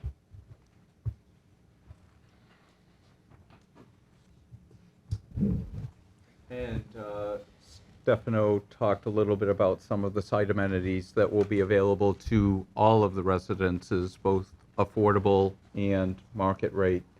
The fitness center that you saw offering both outdoor fitness opportunities and indoor, a club room, the roof deck, tucked away in back, a rooftop that's going to be solar ready so that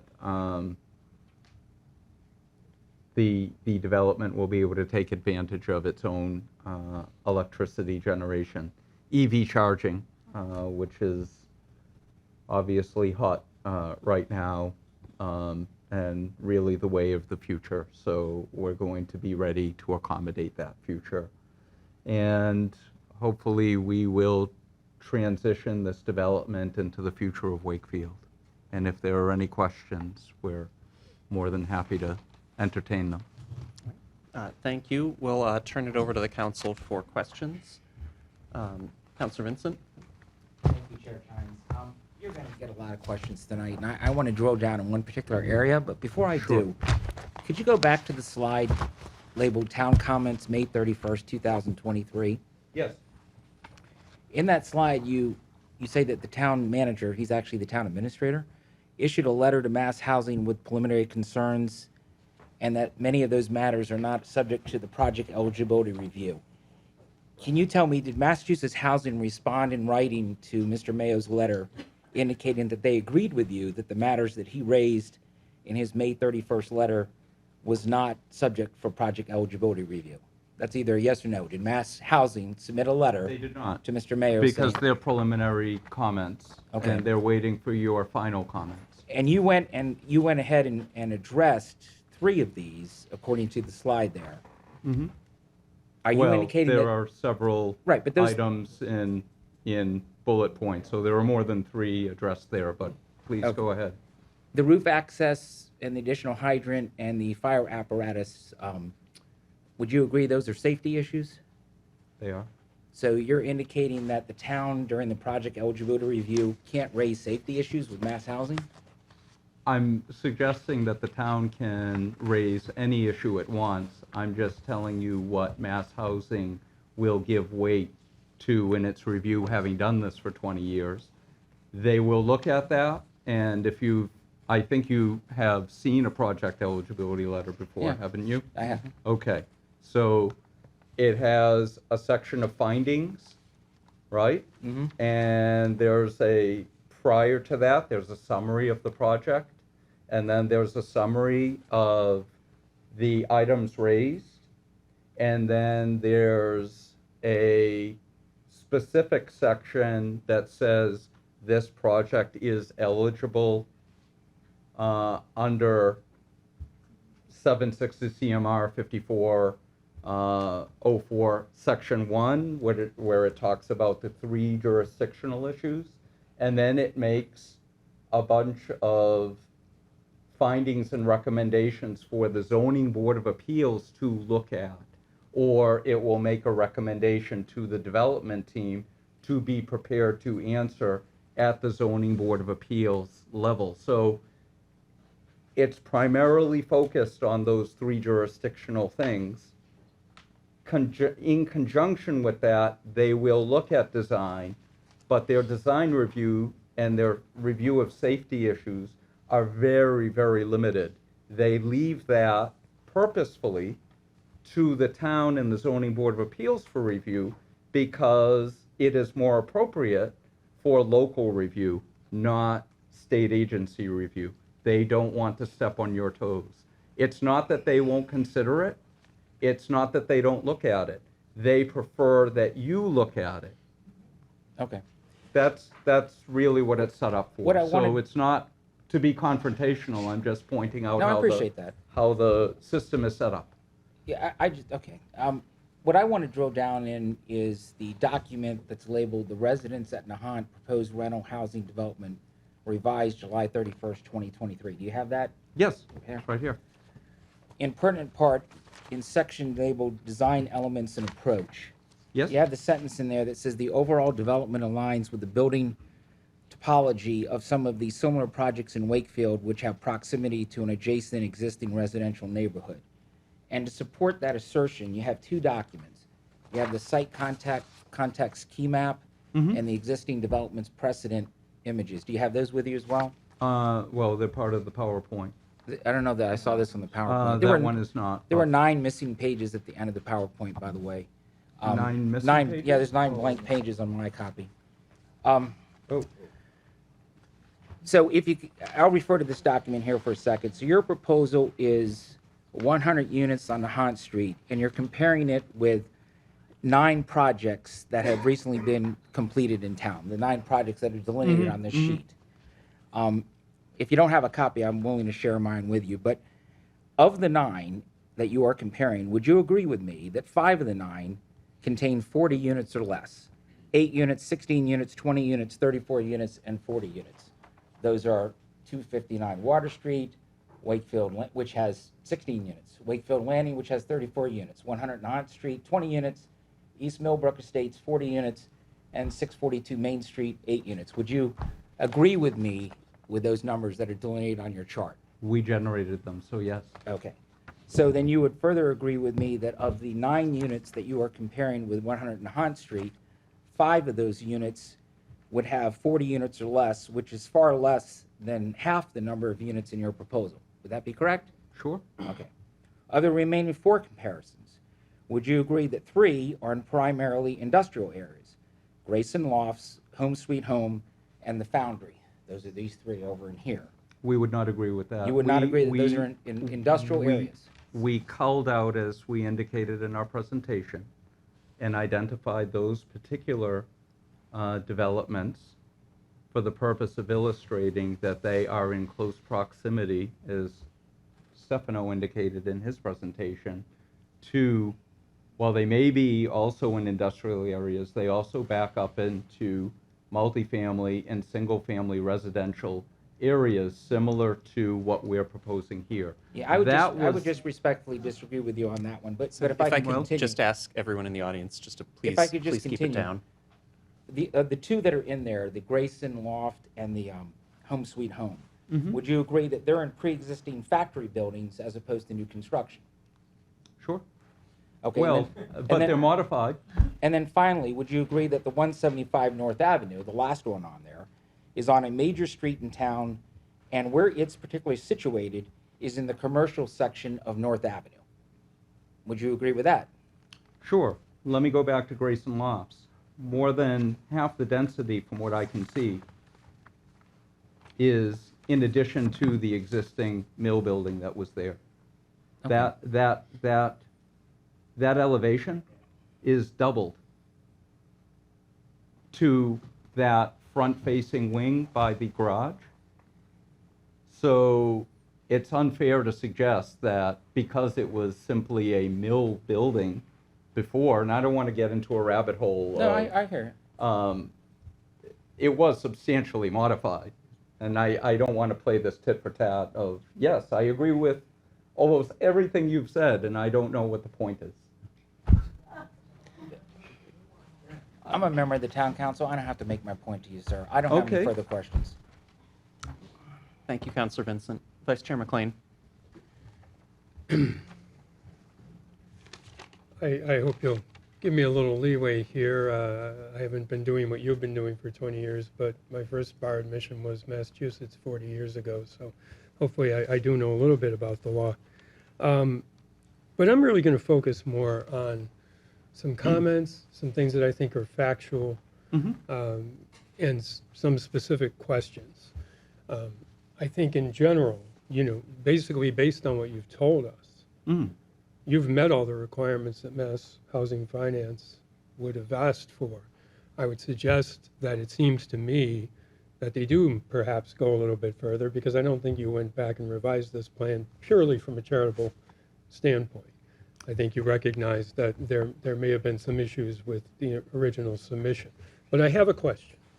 This document that Councilor Vincent was referring to, the residences at Nahant, Yes. proposed rental housing development, is this The narrative. revised July 31st? Yes. Yep. Is this part of the package just to us, or is that submission to the Mass Housing Finance? No, you got a copy of everything we submitted to Mass. So this is submitted to them? Yes. Okay, that's good. That was one question. Yes. Is it fair to say that despite all the greenery we've seen here, that your paperwork still seems to show that there's only 4% open space? Is that accurate? I can't personally answer that specifically, but I will I turn think it's that in the over to Tony. documentation, which I hope you're all familiar with. There's a distinction, though, between open space and usable open space. So there may be a little bit more than 4%, but the ledge face, we wouldn't count as usable open space. Some of the steep topography, but the areas that we've added, I think it's 4% and 9% are the two numbers. So can I say it's not a really significant addition of open space in terms of gross square footage? I would agree, however, if it has to be taken in reference to the existing site conditions. So we're not a very big open space area here. It's an industrial use currently. It's devoid of vegetation in many areas, so. Well, it's a mixed use right now. Yes. Speaking of which, though, is it accurate to say that when I look at these plans, the fifth floor setback to give an impression of less height or whatever it may be. Has there been any movement? It doesn't seem to me there's been any movement of the building back from Nahant Street. And I think when we were in the site visit, it was somewhere around 8 to 11 feet from the street. That hasn't changed. The 4 floors that go straight up from Nahant Street are still in the same place they were at the site visit? That's correct. The building hasn't been set back at all. The any further. footprint is generally as it was originally proposed, except for the step backs in the building, and, well, primarily the step backs in the building and the reduction of the, or elimination of the top floor and the reduction of that 5th floor. We're still 8 to 11 feet from Nahant Street, going 4 stories Yes, straight. yes. Okay, that's fine. I would also point out that I think my comment on what Councilor Vincent was asking you is this. Seems a little bit ironic to me because what you're pointing to are some of the things we've done as a town that we chose to do, whether it's a mill building, whether they put 2 more stories on the building. I think it's ugly, but they did. Didn't say it was I wasn't ugly. involved. I wasn't involved. Didn't say it was ugly. Yep, I am. So anyway, here's the point. The point is we chose to do those projects. And those are the same our special permit district, under 40B, and I'm not saying you don't have the right to do what you're trying to do, but you are basically seeking exemption from our zoning through the 40B. So That's correct. yeah, I just want to point that out. We chose to do those. We made significant progress. Now, and I think hopefully Mass Housing is listening to that because it's a fact. It's not an opinion. Now, relative to the subsidized housing unit count, Yes. I wanted some clarification on that because I was under the understanding, because we have a lot of units in work right now, and we're at various stages of work progress, that you do not get SHI qualification until building permits are actually pulled. Am I wrong about that? There is, yeah, because. 'Cause you well, said it's- almost it's- immediately. It's a little complicated. So 40B is treated a little differently from Okay. inclusionary zoning. So when the town undertakes an initiative to develop affordable housing through its inclusionary zoning bylaw, there's a different treatment in the manner in which the units get counted. Okay. So. But we have a project right now on Crescent Street that's been approved, but Is that a 40B? Yes, and I don't believe we are able to count those units yet. So what likely happened in that situation is the units don't stay on your SHI indefinitely. What happens is, once the decision gets filed with the town clerk, you're eligible to count them immediately. And then the clock starts ticking. It's all Okay. these timelines, right? Okay, So so if the they don't clock's- build within a certain period of time, it comes off. If they don't pull a building permit Okay. within a year, Okay, then they come off automatically. So that's likely what happened. yep, Is they didn't timely pull a building permit. But once they pull a building permit, they come right back on. okay. I'll Yeah. stand corrected. I've lived here 33 years, and I cannot recall that a major grocery store is 0.5 miles away from your project. Could you tell me what store that is? Shaw's, right on Water. That's 0.5? That's about 0.5 miles away, yes. Okay, I'm a walker and a runner, and I've got the Garmin. I'll check it out. But I certainly don't think that this is walkable to the T station, and I don't think it's really as accessible as this paragraph indicates to shopping opportunities, restaurants, schools, open spaces at JJ Round and Nacella, because you got to get to Nahant, you got to go that, or to back to Maine, and you got to go down the hill. So I just kind of disagree with some of the characterizations in here. If it's not 0.5, I hope you'll change it for Mass Housing. Yeah, and I don't think it's walking to the commuter rail. Let me see. Councilor McLean, if I Yes. could just interrupt, in your original packet, and that really didn't change, there was a context amenities map that had the distances. I don't have that with me right now, And those are but also it was profiles. definitely, They're not This roadway is- distances, they're, Is this as the crow flies? yes. Oh, So that's- okay. Sorry, So I can send my drone over to So, Shaw's. so we Okay. show, Yeah. typically when we make these applications, you show various radius, Okay, okay. that Mass Housing's interested in. Yeah, we do with sidewalks where we have them and roads. The submission says without significant neighborhood impact. We respectfully disagree. the transitional development buffer between existing and potential developments, I don't even know what that means, but I don't necessarily agree with it. The walking to MBTA, I've indicated I don't agree with that. Somewhere in here you say, we use the word city. Some of my friends, neighbors, and constituents have indicated to me they think we are becoming a city, but I would just say technically we're not. So maybe you want to change that to town.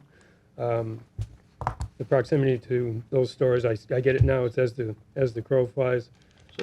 I just looked it up on Google. Yeah. 0.6 mile walk, 14 minutes, and they have you go down the Hunt, out to Melvin Street, and then Melvin all the way down. To Shaw's? Yes, to Shaw's. Okay. So, Yeah, and the dog park isn't right around the corner either. It is around the corner, but your property is a ways up on the Hunt Street. it's between a half mile and Yeah, 3/4. and I would also say that, you've often referred to, I mean, we see these site elevations, and I realize it looks like it's close, but it's not close. It is not close, even with the changes that you've made in terms of what's out there. You refer to the Franklin School, it's a stately 2-story brick building. Now, it may be sitting a little bit on an elevated situation, so maybe you can, sightline it that way, but this would clearly be Are you talking about totally the- different structure than anything that's on the Hunt Street. Are you right talking now. about the development across the street? I'm talking Yeah. about, the Franklin School was made into condos years and years ago. Right. It's a couple-story building, it's brick. I don't think that makes this the kind of transitional neighborhood that you're trying to show from the projects that we've done where we have our special permit district. Actually, I think we do show the site elevation. Oh, of the to Franklin it, don't School we? on the, Yeah. sorry. Right, and you're kind of using the uphill from the other side of the street, Well, I get that. it's straight line elevation. We took actual roof peak elevations out in the Yeah. field, so. I mean, just from my perspective, I think that doesn't necessarily work in your favor relative to saying that this has no impact on the community. I think we do have 1 and 2 family structures on this street by and large. The street is a mess.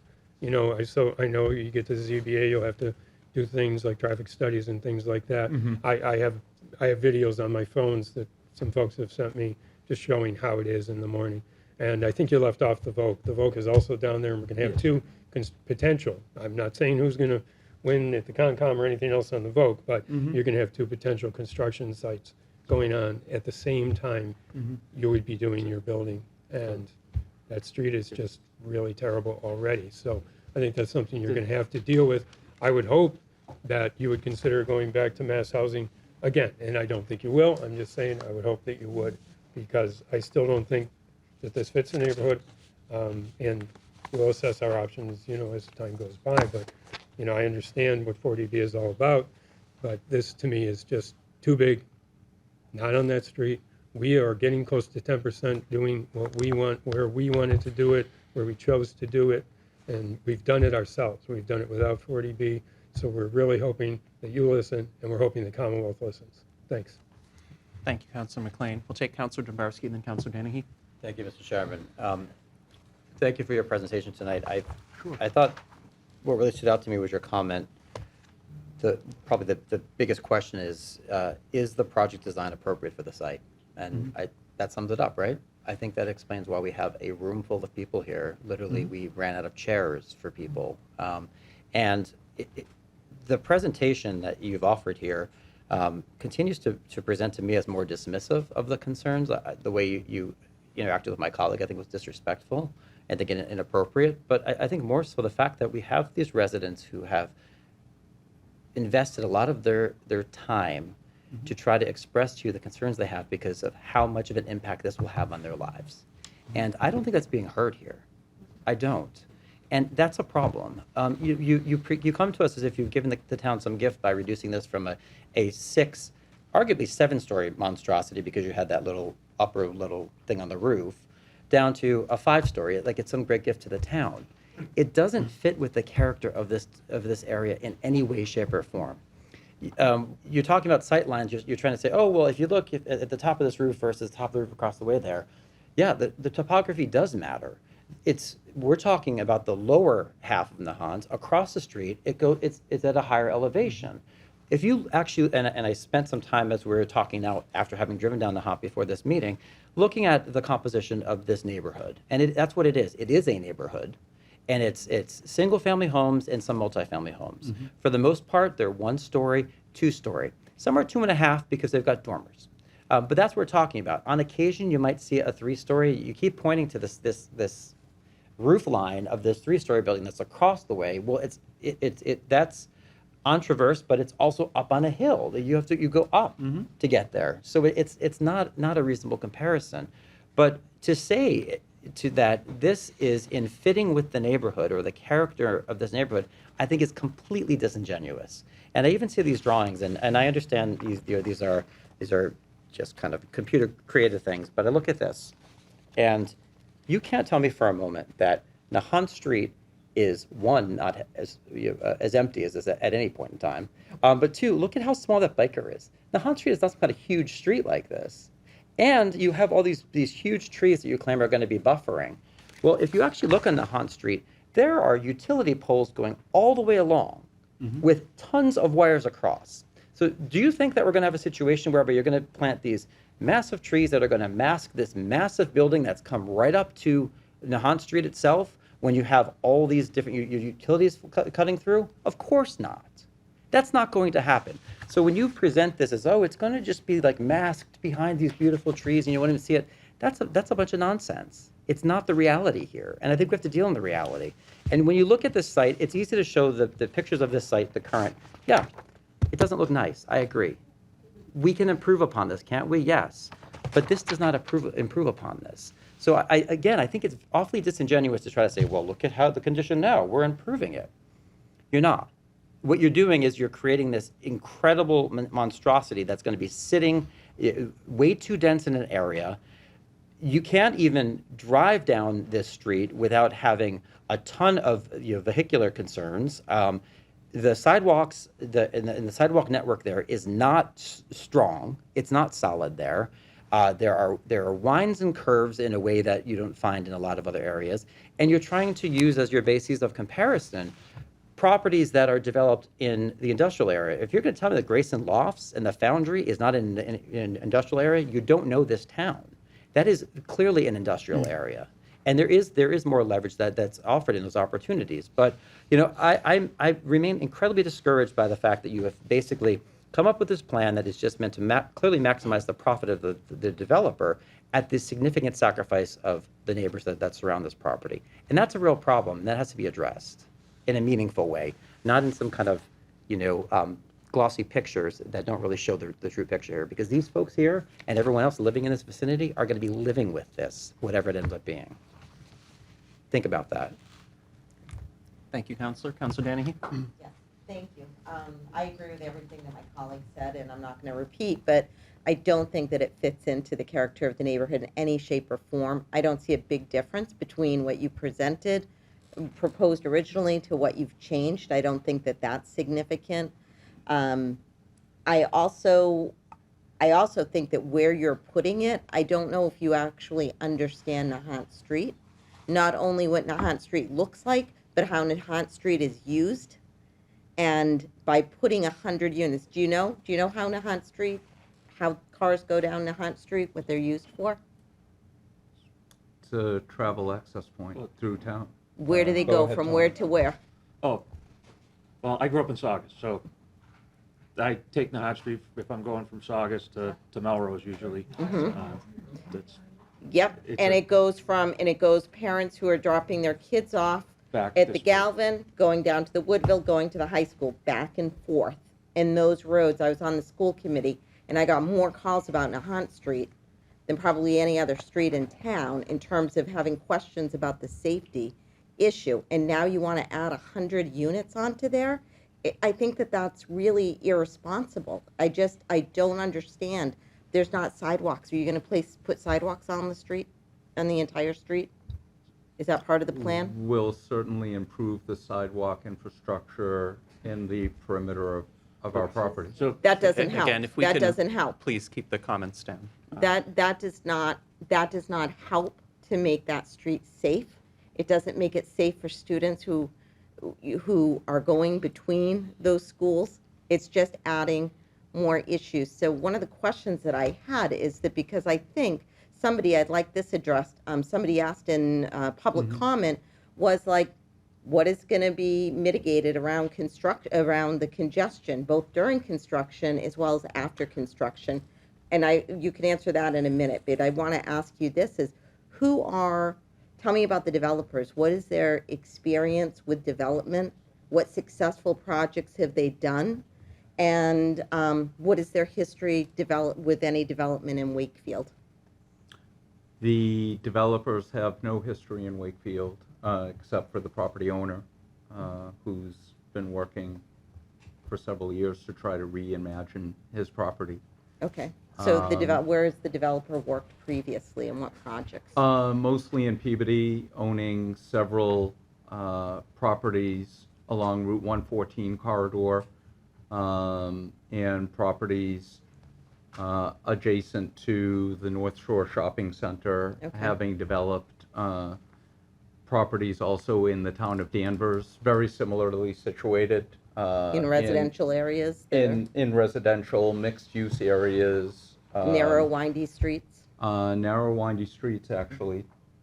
Danielle is in. Holton Street is mixed-use, narrow, windy street.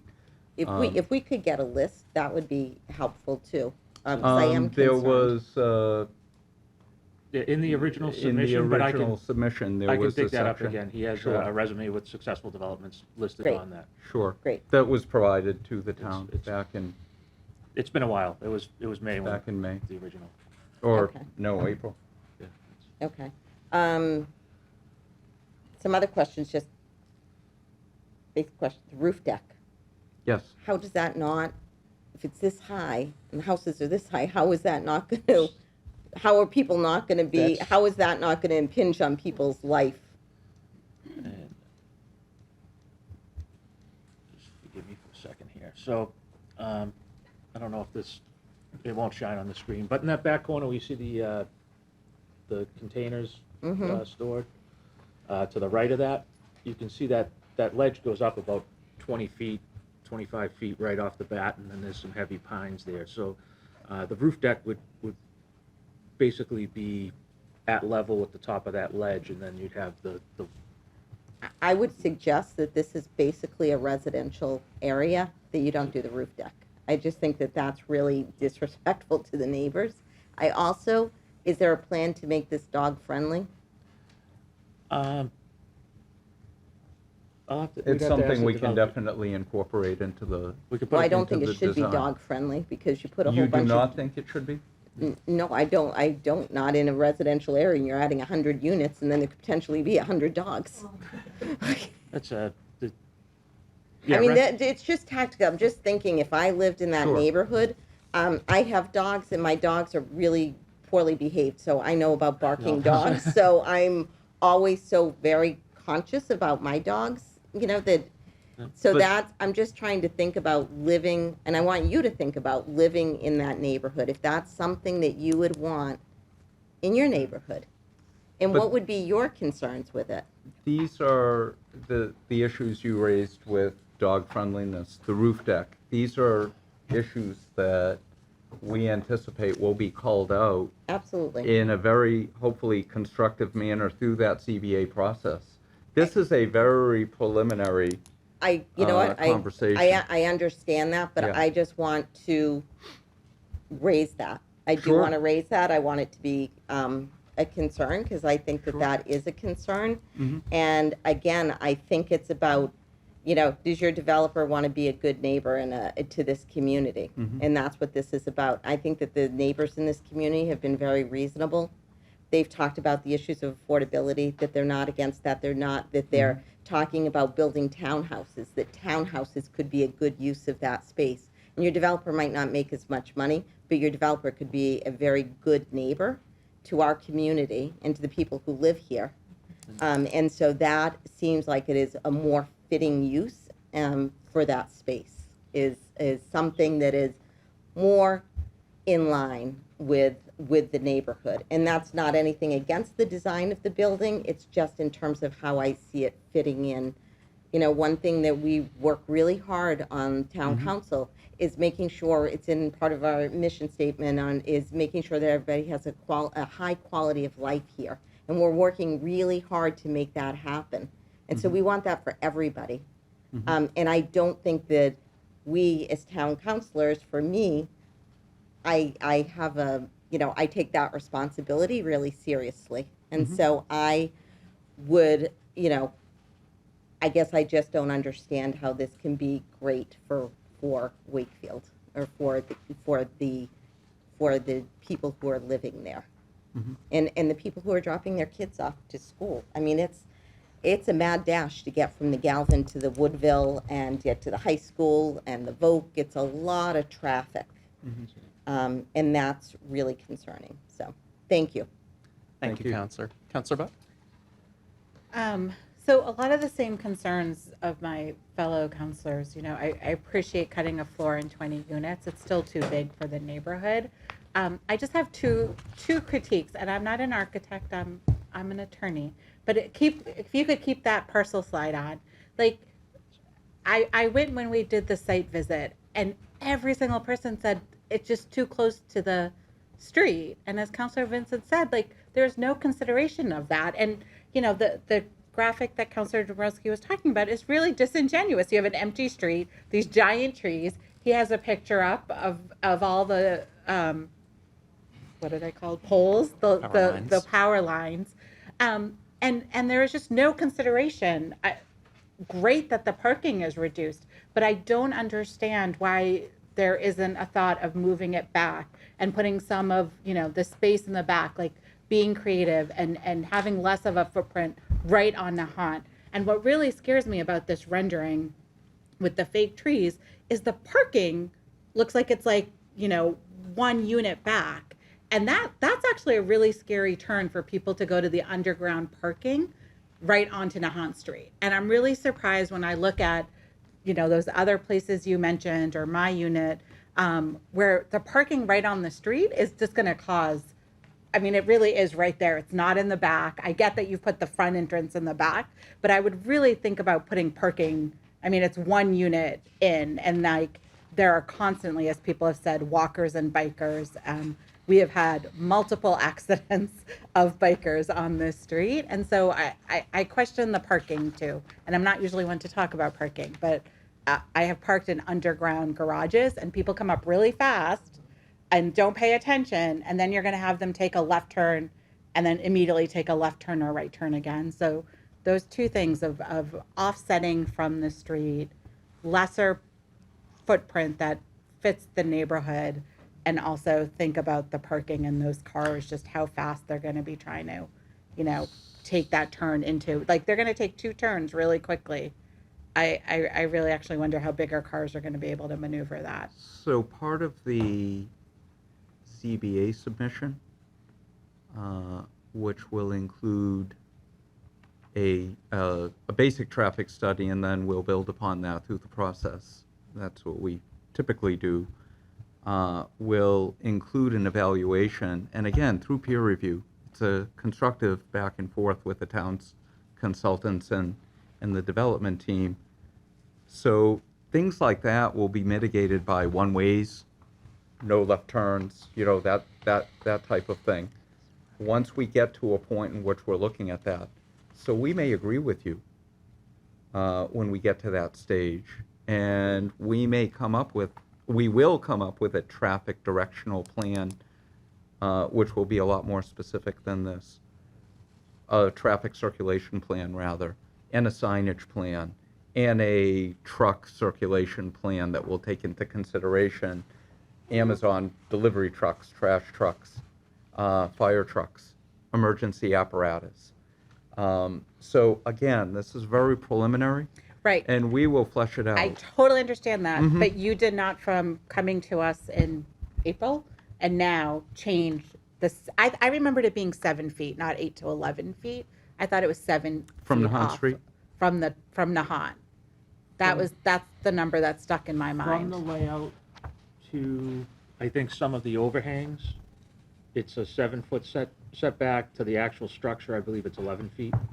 And that is the layout being the back edge of sidewalk generally, give or take, not the roadway, not the paved travelway itself, but the actual physical right-of-way that the town owns, which is to the back of the sidewalk.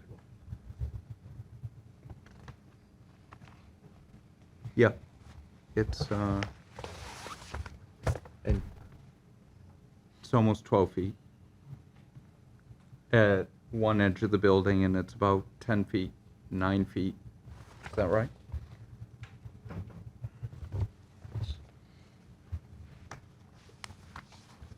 Yeah, it's 9 feet where it starts to curve. The road starts to curve a little bit, so it does get a little closer at that point there. So you're basically sidewalk building, 4 feet, 4 stories straight up. All right, thank you, Counselor. Counselor Smith-Galvin? I could not agree more with every single thing that my colleagues have said. I am angry that as a town, we have worked really hard on affordable housing and to getting to the 10%, and we are sitting here looking at a monstrosity like this. I am probably the most pro-development person on this board, but to do this on a street where kids go back and forth on bicycles, we've had kids hit on bicycles there, it is absolutely, I'm embarrassed for you. I really am, to propose a building like this in this kind of neighborhood. And I just say that I have a lot of faith in our ZBA, and I have a lot of faith in those neighbors sitting behind you, and we are going to be fighting this every step of the way. Thank you, Counselor. Maybe just to sum up, I think the feedback that you've heard, although I think it's been expressed well and probably loud and clear, I think what you're hearing from the council, and Mr. Mayo, I would ask that this gets reflected in our comment letter to Mass Housing. I think you're hearing a concern that the issues raised with the building in our prior comment letter and at the site visit really haven't been addressed. I think you're hearing the council provide feedback that the building remains irresponsibly large and dense for the neighborhood. This is a neighborhood of single-family and two-family homes. I counted today, actually. I drive on Nahant Street to get here. There are a total of 2 businesses on Nahant Street, one of which would be eliminated by this development. And so to call this a mixed-use neighborhood or anything but a residential neighborhood is disingenuous. The safety concerns, I think my colleagues haven't spent much time on this, but I look at the revised site design and I still have concerns, and I imagine our fire department will have concerns as well. The entire west side of the building remains inaccessible to fire apparatus based on the proximity of the property line. That's problematic. I still have a hard time seeing how a fire apparatus can make the turns in that parking lot. Which is something that also gives us pause. I mean, great that there's a fire hydrant there, but if the equipment can't get there, that doesn't help us. I think you've heard from the council that some of the proposed projects that are represented as examples of prior developments really don't apply in this case, either because in the case of Grayson Lofts and Foundry Street as examples, they're in existing mixed-use districts, which are specifically zoned for projects like this. The examples that you've cited included 100 Nahant Street are quite different in size and scope, both in terms of the number of units, the density, and again, the open space at 100 Nahant Street versus what we have here.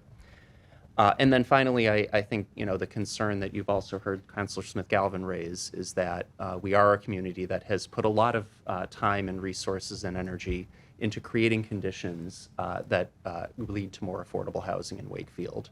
While we're not at the 10%, we have permitted enough units to get us there, and I do wonder, in the absence of being below 10% at this point in time, if we were above that threshold, if this is the project that would be proposed. So appreciate you coming today to share your feedback, and again, Mr. Mayo asked that all of this be considered in the letter that we submit to Mass Housing. If I may to answer, I'm not sure if that was a question, but this... It wasn't. Oh, okay. Because this project will not get you over your 10%. I'm talking about the other projects that we've permitted at Tarrant Lane, some other projects on Nahant Street, the head of the lake, Crescent Ave. We have quite a bit that's in flight right now. Mm-hmm. Anything else from the council or Mr. Mayo? No, I'll save my inappropriate comments for the letter. Thank you very much. Well, thank you again for coming in. We appreciate your time, and thank you to the members of the public who are here today. I'm going to take chair's prerogative to take an item out of order. If we can go to item 8B, the common victualler license, for PK Brothers. And we'll just give everyone a moment to clear out.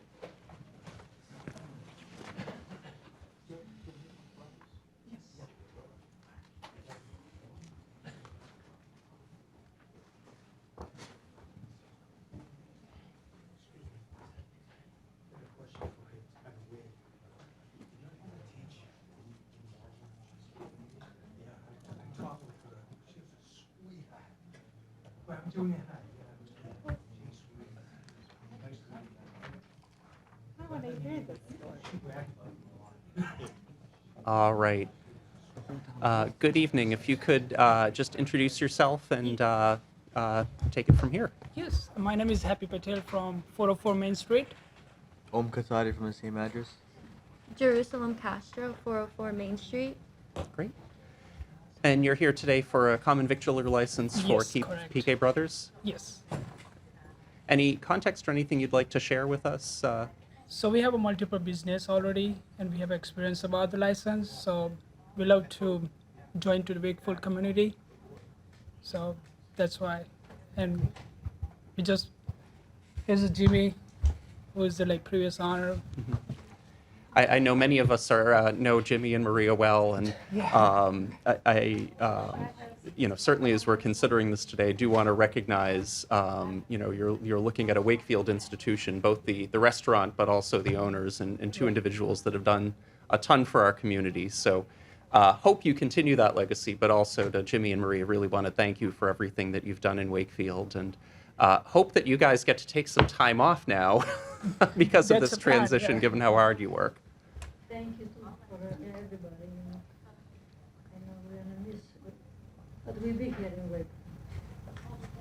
Well, we'll look forward to continuing to see you. Do we have a motion from the council? Move to approve the common victualer's license for PK Brothers, Inc. Seconded. Second, any discussion? Councilor Dabrowski? Thank you, Mr. Chairman. First off, to you both, thank you. You truly are the heart and soul of our downtown. So, I mean, I don't know that I've ever paid for anything, Maria, without you being at the register for it. Literally, every time I've gone there, it's been you and Jimmy. I think you have always been behind the grills, like every single time, which is incredible. And so, both of you are just, and you have also been our parade marshals too, for our 4th of July parade. Yes. Thank you very much. Thank you, everybody. So we're so. It's the second house here, the Wakefield. We've been so many years. We see everybody, from the little kids to grown up, and they still, wherever they go, they come back all the time with their families. And they live. Yeah. So I'd say we're incredibly happy for you because it's a well-deserved next phase retirement, but nonetheless we're really going to miss both of your faces because you are brothers for all of us. So thank you. And then to the new owners, I was hoping maybe just people watching or maybe reading about this later, could you just kind of tell us a little bit about what your plans are going forward so that people know what to expect in such a central location in our downtown? Yeah, so Jimmy's gonna help us out for a while, and we are planning to open the bar. So we have a space already. So that's our goal, to open a bar and open until late night for the youngsters or the people around in the Not town. the bar for the youngsters. Right. Not too young. Yeah. And what can customers expect going forward? The same sort of like setup and design, in terms of food? So we haven't come up with the plan yet. Okay. We're just waiting for the license first. Then we move forward for the plans and everything. And your timeline, do you have a sense of what people can expect? Probably in a month. When we get the approved for license, yeah, we'll go for it. And you're expecting breakfast, lunch, and you said And dinner. And dinner. Yes, And then separately, we'll do the issue Exactly. of alcohol at a later point. Just like how it was before, how a couple years ago they did it to just breakfast and lunch. So we're planning to open it back up and keep it going how it used to be. bring the crowd back in together. Well, there's some very good recipes and cooking techniques you need to make sure you. We're trying, we're learn. trying. Definitely. Yes, indeed. All right, thank you. Councillor Buck? You said you had some other businesses. Can you tell us about those? Yes, of course. We have a Bill's Pizzeria in Newton Center. We have a Locante in the North End, and we have a Scolia's and a Waldam. That's great. Those are great Thank you. restaurants all across the state. Yes, so right. We're lucky to have you want to join us here in Wakefield. Oh, we are lucky to, like, if you guys give us a chance in Wakefield, we'll love to be in family part.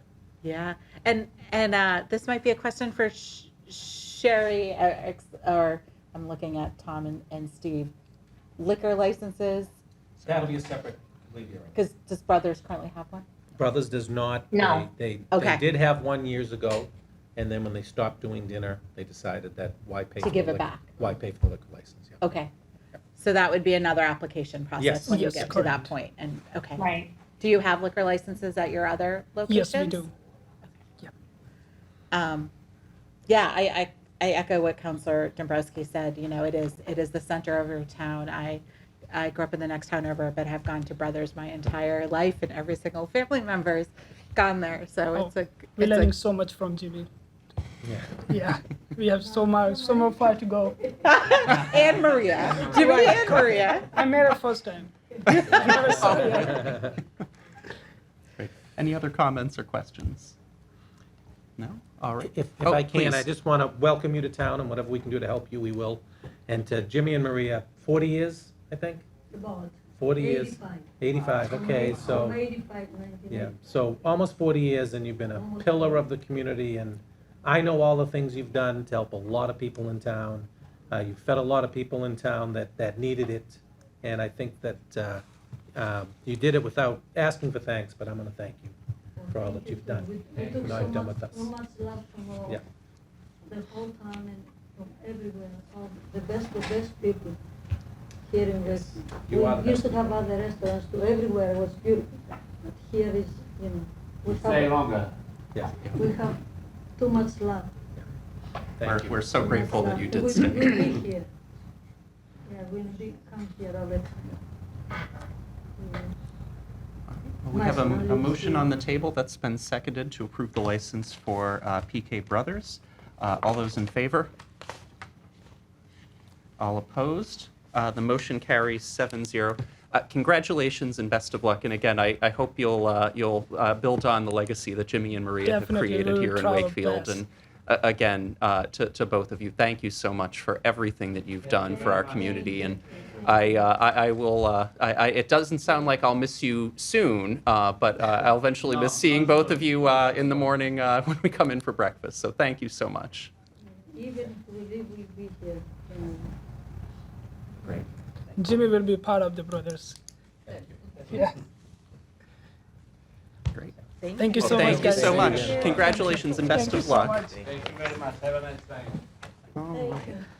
We will skip back now to item 6B, the Housing Trust Declaration. Mr. Mayo. Thank you. I'll start off a little bit, and I know that town council may jump in, as some of town council may jump in. So anyways, as the council may remember, at our May 2023 town meeting, the town did pass Article 14, which really created this housing, affordable housing kind of bylaw, and part of it was to create a housing trust. So really what this trust is a mechanism to provide for the creation and preservation of affordable housing in Wakefield for the benefit of low and moderate income households and for the funding of community housing. This document is basically is consistent with Article 14 that we talked about, and I might point out that at the town meeting, I think we gave a brief PowerPoint presentation, and my notes in my binders at town meeting that you all like to make fun of shows that there were no questions and it was voted unanimously. So I think that's pretty well true. So a very quick little bit of background is that in 2005, Mass General laws did allow the creation of a housing trust. 130 communities have adopted this trust, and this trust was recommended in the 2015 Housing Protection Plan. From them, we put a little bit of Wakefield spin on it. The trust will be made up of 9 trustees, as we present it to the town. Planning board member, finance committee member, housing authority member, council on aging member, commission on disability member, a town council member, and 3 members at large who have some sort of background interest, experience in housing type matters. Where we did put a couple of other wrinkles in the trust is certain areas we wanted not only there to be a 2/3 vote of the trustees, but also a majority, and also then a vote of the town council. And that's receiving property, selling property, borrowing, purchasing, signing of deeds, or abandonment of property, which we added. If there's an amendment to the trust, they need the approval of the trustees and town council.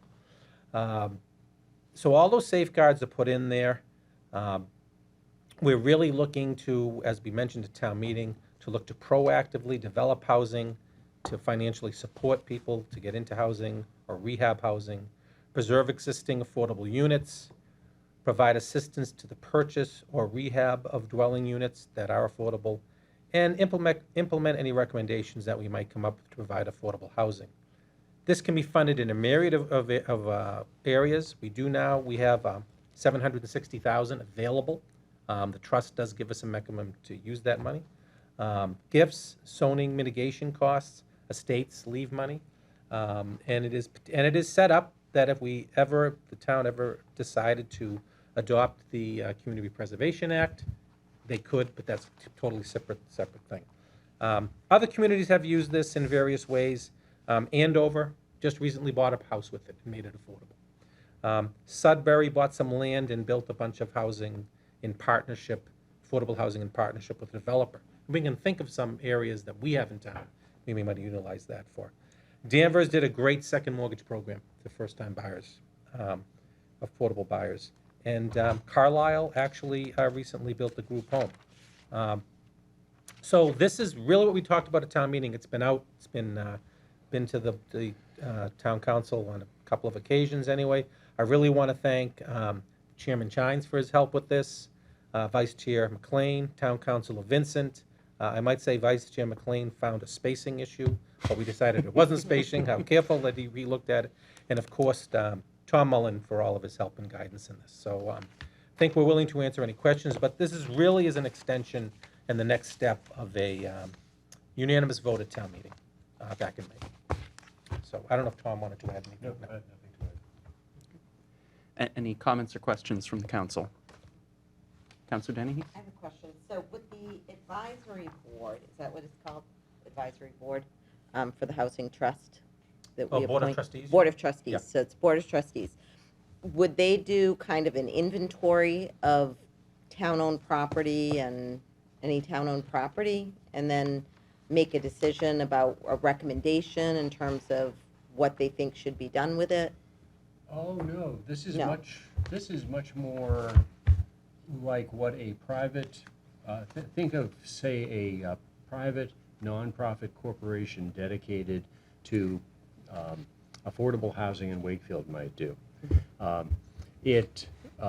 It would, as Steve suggested, it could actually purchase real property and run it as affordable housing, Okay.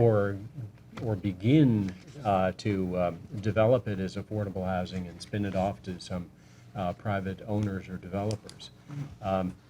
It's a great means of taking fees that are paid by developers under exaction bylaws and and applying those directly to the purpose of those bylaws, which is affordable housing.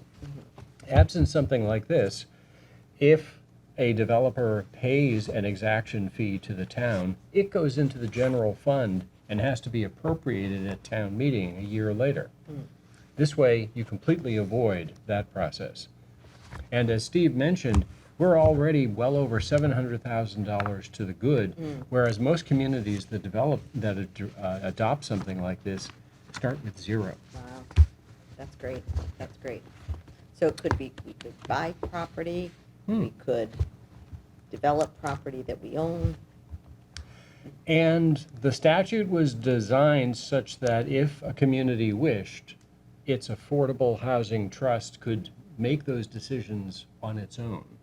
We didn't think that that was particularly wise. Okay. We think that it's, one, necessary that major decisions like the purchase or abandonment of property be by a 2/3 vote of the Board of Trustees, but two, and more importantly, that your board, your council, approve any such action. Great. It's very exciting, so thank you for everyone who did that, and thank you for the town for voting for it, so. Other comments or questions? Do we have a motion related to this item? I move that we adopt the housing trust as proposed. Is there a second? Second. Any further discussion? Can I, Please. not about this, but kind of about this related. I feel like I've kind of peripherally worked in the housing when I work on anti-poverty stuff, and it's very confusing. And and so I step away. Healthcare is much easier than housing. That's not a phrase you hear very I often. know, but I'm telling you. Wow. And so I'm reading this, and we talk about affordable housing, and I think I want to make the distinction between low income and affordable, because I just looked it up, and an affordable in Wakefield is 80% of the area's median income, which for Wakefield at a recently posted position was $78,300. And so there is a difference between affordable and people living like below the poverty line, right? Very low Correct. income. Yes. And so Correct. I want to be mindful of that. This is like, there's more than one bucket. I think our definition gets there. But I really liked what you said, Steve, about Carlisle doing a group home. And I would really encourage the people that join this board of trustees to really not think about just affordable for people making, $78,000 a year, which, is not affordable for a lot of people. And think about what our housing needs in Wakefield are. So, and as I say this, the education point, because it is complicated, there are some groups that really can talk about this, and I would love kind of an education for the town council about kind of different housing options and what it all means, because there's different definitions about what we can apply for, what we can use it for, and I just love for all of us to get educated on that. To that point, I know we did a housing presentation a few years ago, probably earlier in the pandemic, but I wonder if we can get that and also sort of, think about kind of recommunicating that. I remember that being a really helpful discussion. Yeah, that's what I was We gonna brought ask. in some, Christine, what, sorry? you said who did it? Yeah. It was Mass Oh, Housing and, Yeah. right? Wasn't it, you're from Salem? The Christine counselor? Majori, Yes. when she was at Mass Housing? Yes. Yes. Yeah, remember I think that Erin now. Kakinda had organized this, Yeah. and so we sponsored it, but we brought in some outside It was great. experts. It was So really, really well maybe done. another one with the housing trust in mind would be helpful. Sure. I think that's a great idea. I also think, I've talked about, I don't know how we ultimately do it, but I've talked about maybe some kind of development that involved different, Levels of income. levels of income, Yeah. including perhaps disabled. You're not going to likely have statistically a level of income.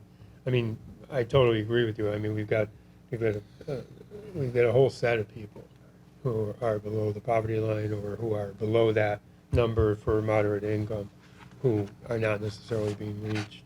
So it would be good to even have somebody come in. And I've talked to people about this, and I don't know that there is a subspecialty out there. I mean, people are kind of going out and creating their own group homes for disabled children, disabled young adults, individuals. And it would be really good if we could get somebody in to give us, maybe some background on that as well. Councilor Vincent, you had your hand up. Thank you, Chair Chines. And in addition, the Board of Trustees, once it's constituted, would undergo some training too that the Commonwealth offers. Good. Has the Attorney General approved the bylaw yet? Yes. Yes. because if we take a vote on this tonight, Yeah. then I think We just got the approval. we can go and we can go and advertise Right. for the membership. We can. Then, right? If we take an affirmative vote tonight on this. Sure. Thank you. All right, any further discussion? All right, seeing none, the motion on the table is to adopt the Affordable Housing Trust Declaration as presented. All those in favor? All opposed? All right, motion carries 7-0. Thank you, and thank you, Mr. Mayo and Mr. Mullen, for giving us something to react to, particularly my more legally oriented friends on the council, who had much more detailed feedback than I did. It was actually a fun project. That has just begun. All right, awesome. Item number, what are we, 6E, asset naming policy. Mr. Mayo, do you want to Yes. provide some context here as Start on well? that too. So I had sent out to the council a while ago to kind of consider thinking about an asset naming policy. And I did it for, a number of reasons, mainly due to inquiries that we get all the time at Town Hall. My experience with going through a new school a few years ago, I guess 2014, it seems like a few years ago, but I guess it was about 8 or 9 years ago now. And anticipating that the high school, there are opportunities there.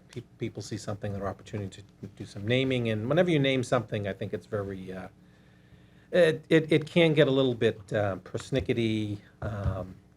So I thought that maybe the council might like to have a kind of a policy, protocol, whatever you want to call it, to kind of point in the right direction. So I did put this together based on, I looked at, what other communities had and kind of, tailored it to ours to take a look at it.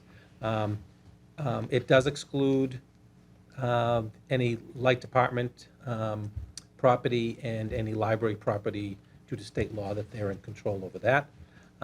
However, the town council is the custodian of basically everything else in town. One thing I felt, however, there may be user agencies that we certainly would be consult and would be invited as part of the process.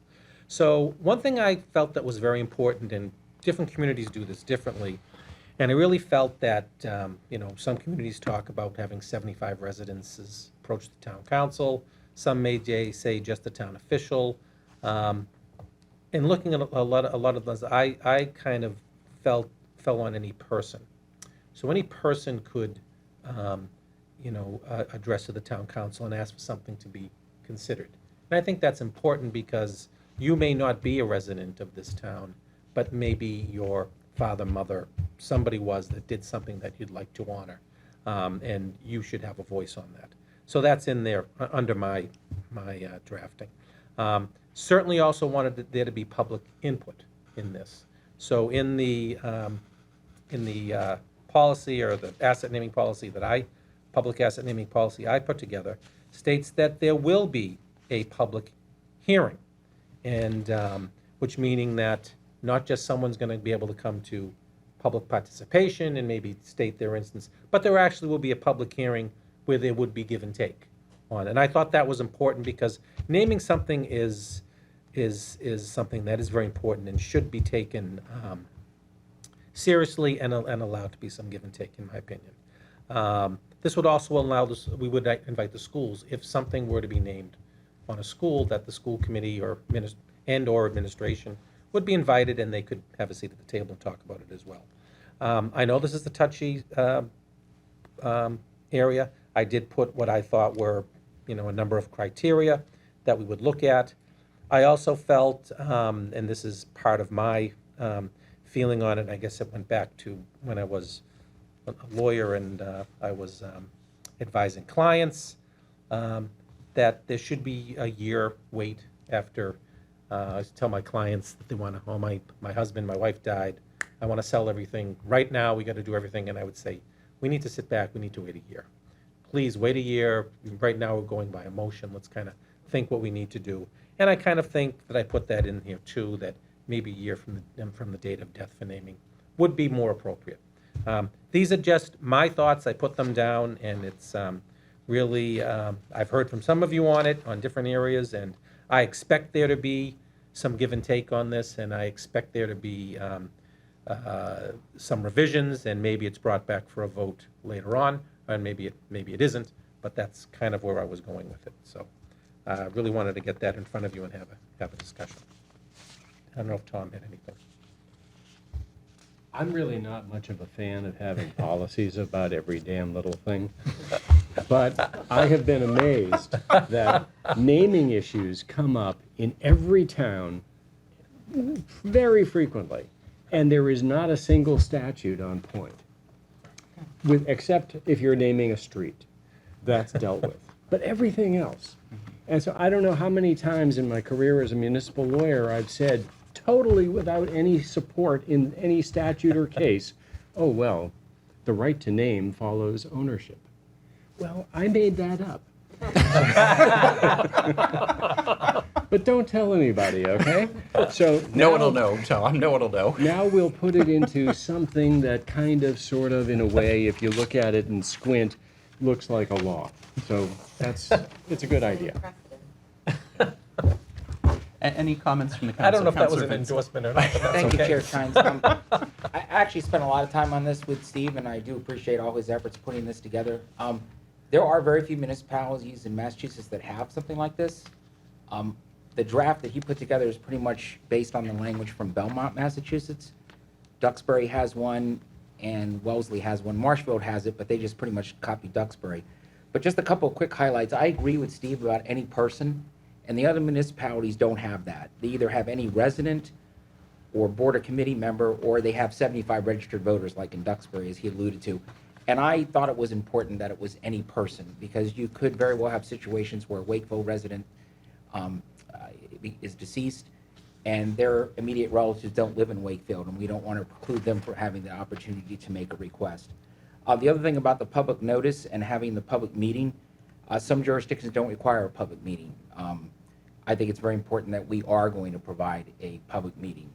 The other one is how many town council votes are needed to pass this. And this is one that if we vote on this at a subsequent meeting, I actually may move to amend this. Wellesley, for instance, says a majority, but if there is not a unanimous vote, then they propose taking it to a town meeting. And I don't necessarily agree with that. Belmont and Duxbury just have, assume a majority vote. But in our situation, given the language that we have in this draft, that we're gonna do this sparingly and only for good cause shown, and we very recently in the public participation policy said it would be 5 out of 7 town council members to agree to let somebody speak for 3 minutes or longer, or the chair's discretion. I may come in with a motion when we vote on this to increase it from a majority of the town council to 5 out of 7. But I haven't decided that yet, and obviously that would require a second. But I do applaud Steve's effort in putting this together. I think this is a very high-quality document. Thank you. Thank you, Councilor Vincent. Any other comments? Councilor Smith-Galvin? A couple of things. When you say assets, and I think Tom actually said it does not include streets. Is that true? Is that because there's a general law that? You may recall, we just recently I thought passed so. a bylaw Yes. dealing with the naming of streets. And that bylaw is in turn consistent with the statute on the subject. So that's entirely dealt with in Okay. Wakefield. Okay. But everything else is not. And by everything else, I mean things like buildings, fields, rooms, okay? Trees. Trees, individual trees. Benches. That's right. And you can name anything. Okay. That's Okay. right. So it really encompasses anything that the town owns. Yep. Yeah, and I've said all along, I really think we should encourage people to plant trees instead of name things. So maybe and that's not part of this policy, but maybe there are other alternatives for people who aren't quite ready to go all the way to naming. I guess the other thing that I would throw out when we're maybe taking a vote on this is 1 year, not enough time. I mean, I almost wonder whether it's a 3 to 5 years. I mean, this is a big deal to name something kind of in perpetuity. So you Can I- gasped, so tell me what you're thinking. Can I just raise one thought? Yeah. I'm not saying you're wrong, or that it's a bad idea to have a 1 year pause. under this policy as currently drafted, you could name an asset after a living person. It seems anomalous to me that you can name something after a person one day before he dies, but not for a year until after his death. Just think about that. Yeah, it's a good point. Okay. Well, I'll just throw it out for everybody to chew on. Comments, Councilor McLean?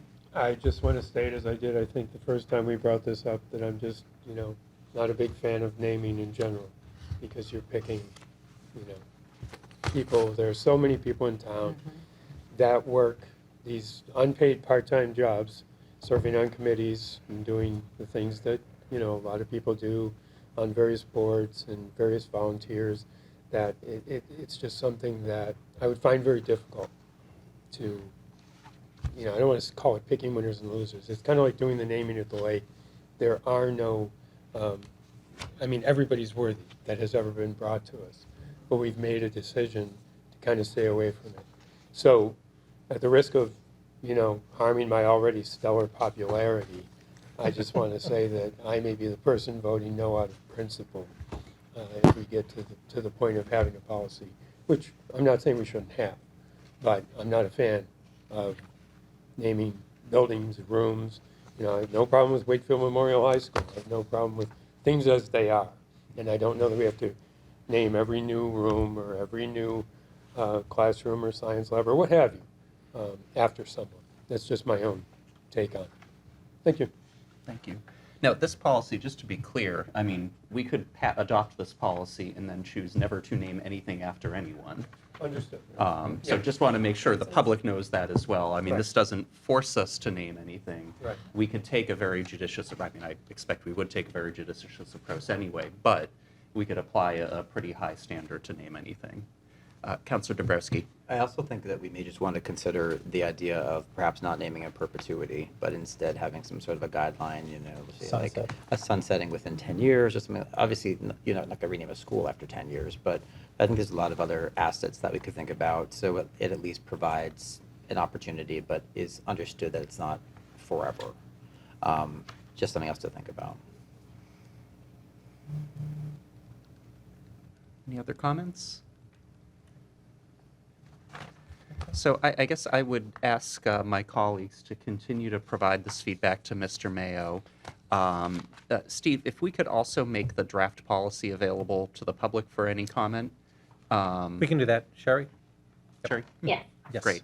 So that, we have something, maybe with some of these refinements, in front of us at a future meeting this fall. So a little homework for everyone. But thank you again, Mr. Mayo, for Thank you. all the work on this one. All right, moving along, item 7A, we have an appointment from the Council of Clergy to the Human Rights Commission. Do I have a motion? So moved. So moved to Second. appoint. Oh, man. Happily to appoint Rabbi Greg Hirsch as the clergy representative on the Human Rights Commission. Great. Second. Motion's been made and seconded. Any discussion? Just as the No, please. liaison, I'm the clergy has been so supportive of the HRC and really excited to have Rabbi Greg and his guitar playing and singing skills be a part of him returning from sabbatical, and also that he's willing to volunteer his time doing this. Great. Thank you. Other discussion? No? All those in favor of appointing Rabbi Hirsch? All those opposed? Motion carries 7-0. And Sherry, if we could just note, I know the request from the Council of Clergy was that next year Reverend Brett Johnson would be appointed to take his place. So if we could just make a note to put that on our agenda for a year from now. I've already made note, yep. Great, thank you. Item 7B, Inspector of Buildings Vacation Replacement. Do we have a motion I would like here? to make a motion that Paul Moki, who is a Wakefield resident and Medford building inspector with significant experience, be appointed as the vacation replacement for Inspectional Services Department, with thanks to him for doing it. Great. Is there a second? I will second that. Any discussion? Nope. Seeing none, all those in favor of appointing Paul Moshi as the vacation replacement for the Inspector of Buildings, please raise your hand. All those opposed, motion carries 7-0. Item 7C, we have a motion related to a grant application that's coming in, and I believe this one, we need to read the language in the packet. Yes. Do you want me to do it? Sure. I would love you to. That Mr. Joseph Conway, DPW Director, be the authorized representative of the applicant, which is the town of Wakefield, to file applications and execute agreements for grant assistance, as well as furnishing such information, data, and documents pertaining to the applicant for a grants as may be required, and otherwise to act as the authorized representative of the applicant in connection with this application, and the purpose of this grant, if so funded, shall be to fund planning activities. And this is for looking at lead water pipe extensions into homes, which are gone. But this would allow us to look at that, get it on the GIS system, and things like that. So, So moved. Thank you. Is there a second? Second. Any discussion? No. Seeing none, all those in favor? All those opposed? Motion passes 7-0. Yes. Item 8A, a common victual license for Boba Tea and Snow Ice House at 8 Albion Street. Do I have a motion? I move that we approve the common victualler license for Boba Tea and Snow Ice House at 8 Albion Street. And is there a second? Second. Any discussion? I happen to know a number of people that are very excited about this license to be granted. So, Can I just ask a process question? Because I love when I look at these licenses. So they applied in April and it's now August. Is that a normal timeline for somebody to get a license in Wakefield? Not every department has signed off on it yet, so it's still working its way through. Okay.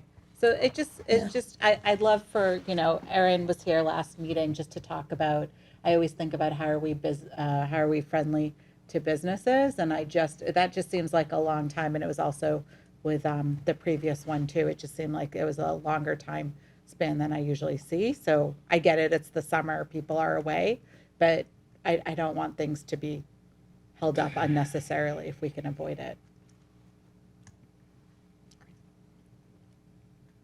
any other discussion? Seeing none, the motion is to approve the common victualler license for Boba Tea and Snow Ice House. All in favor? All opposed? The motion carries 7-0. Finally, item 8C, we have a motion for the West Side Social Club extension of liquor license hours for 1 day on Sunday, August 20th. Do we have a motion? Move to grant the license as requested. Is there a second? Seconded. Any discussion? Yep. Councilor Smith-Galvin? Have we ever done something this early before? Is that a common? We have in the past, for things like Mother's Day, if people's liquor licenses was a little bit later. I think this is within the statute. It is. And it was because of the World Cup I being so early. I see that. I think I'll put pause on my TV and record it, but they wanted to have an event there, so that's why. Well, just to, my understanding is the expectation would be things like mimosas and Bloody Marys. Okay. Things like morning alcohol beverages, not. Okay, it's not like opening up a full, I'm sure they can because we're giving them the right They to do can, that, but I don't know that that was the Okay. purpose of serving beer at 8 a.m., but. Okay, thank you. Any other discussion? Seeing none, motion on the tables for the 1 day extension. All those in favor? All those opposed? Motion carries 7-0. Item 9, we have a request for a donation. Do I have a motion? I've got warrants on my. Donations before. I make a motion to accept the $250 donations to the Council on Aging. Second. Any discussion? All right, motion is to accept donations with thanks. All those in favor? Opposed? Motion carries 7-0. Item number 10, warrants. Counselor Vincent. I'm sorry, if I could interrupt for 1 second. Sure. Because I realized, because I'm technically a member of the Westside Social Club, I'm going to abstain from that last vote. Okay. Just so we have that on the record. Then I have to abstain as well, because I'm also a member of the West Side Social Club. How about you Two-paying just member. abstain from the mimosa? All right, so Ms. Dalton, if we can reflect that the motion for 8C passed by a vote of 5-0 with 2 abstentions from Counselor Dombrowski and Vincent. Sure. Thank you. All right, Counselor Vincent. On to Warrants exciting at, stuff. warrants at 9:50 p.m. Okay. First warrant is 52. That's for $4.279 million. Most of that was payroll taxes. And the town council spent $1.5 million, the majority of that dealing with the public safety building and expenditures for the new high school. Number 53 is $2.155 million. Most of that was payroll and public works. And the next one, number 54, was $614,000. Most of that was group insurance and public works in school. And then I've been doing warrants long enough that now I go back to number 1. So warrant number 1 was $6.518 million. The vast majority of that, $4.7 million, was the light department and $1.2 million for the treasurer. And warrant number 2 was $5.472 million. Most of that was public works and the light department and the treasurer. Thank you. Great. Thank you. Any questions for Counselor Vincent? I will say, seeing as you are now on your 1-year anniversary of doing warrants, congratulations and thank you on behalf of the rest of the council for taking this on. Thanks. Item number 11, approval of minutes. Do I have a motion? Move to approve the minutes of the July 10th, 2023 Town Council meeting. Seconded. All right, any discussion? No, seeing none. All those in favor? Opposed? Motion carries 7-0. Item number 12, announcements. Councilor Smith-Galvin?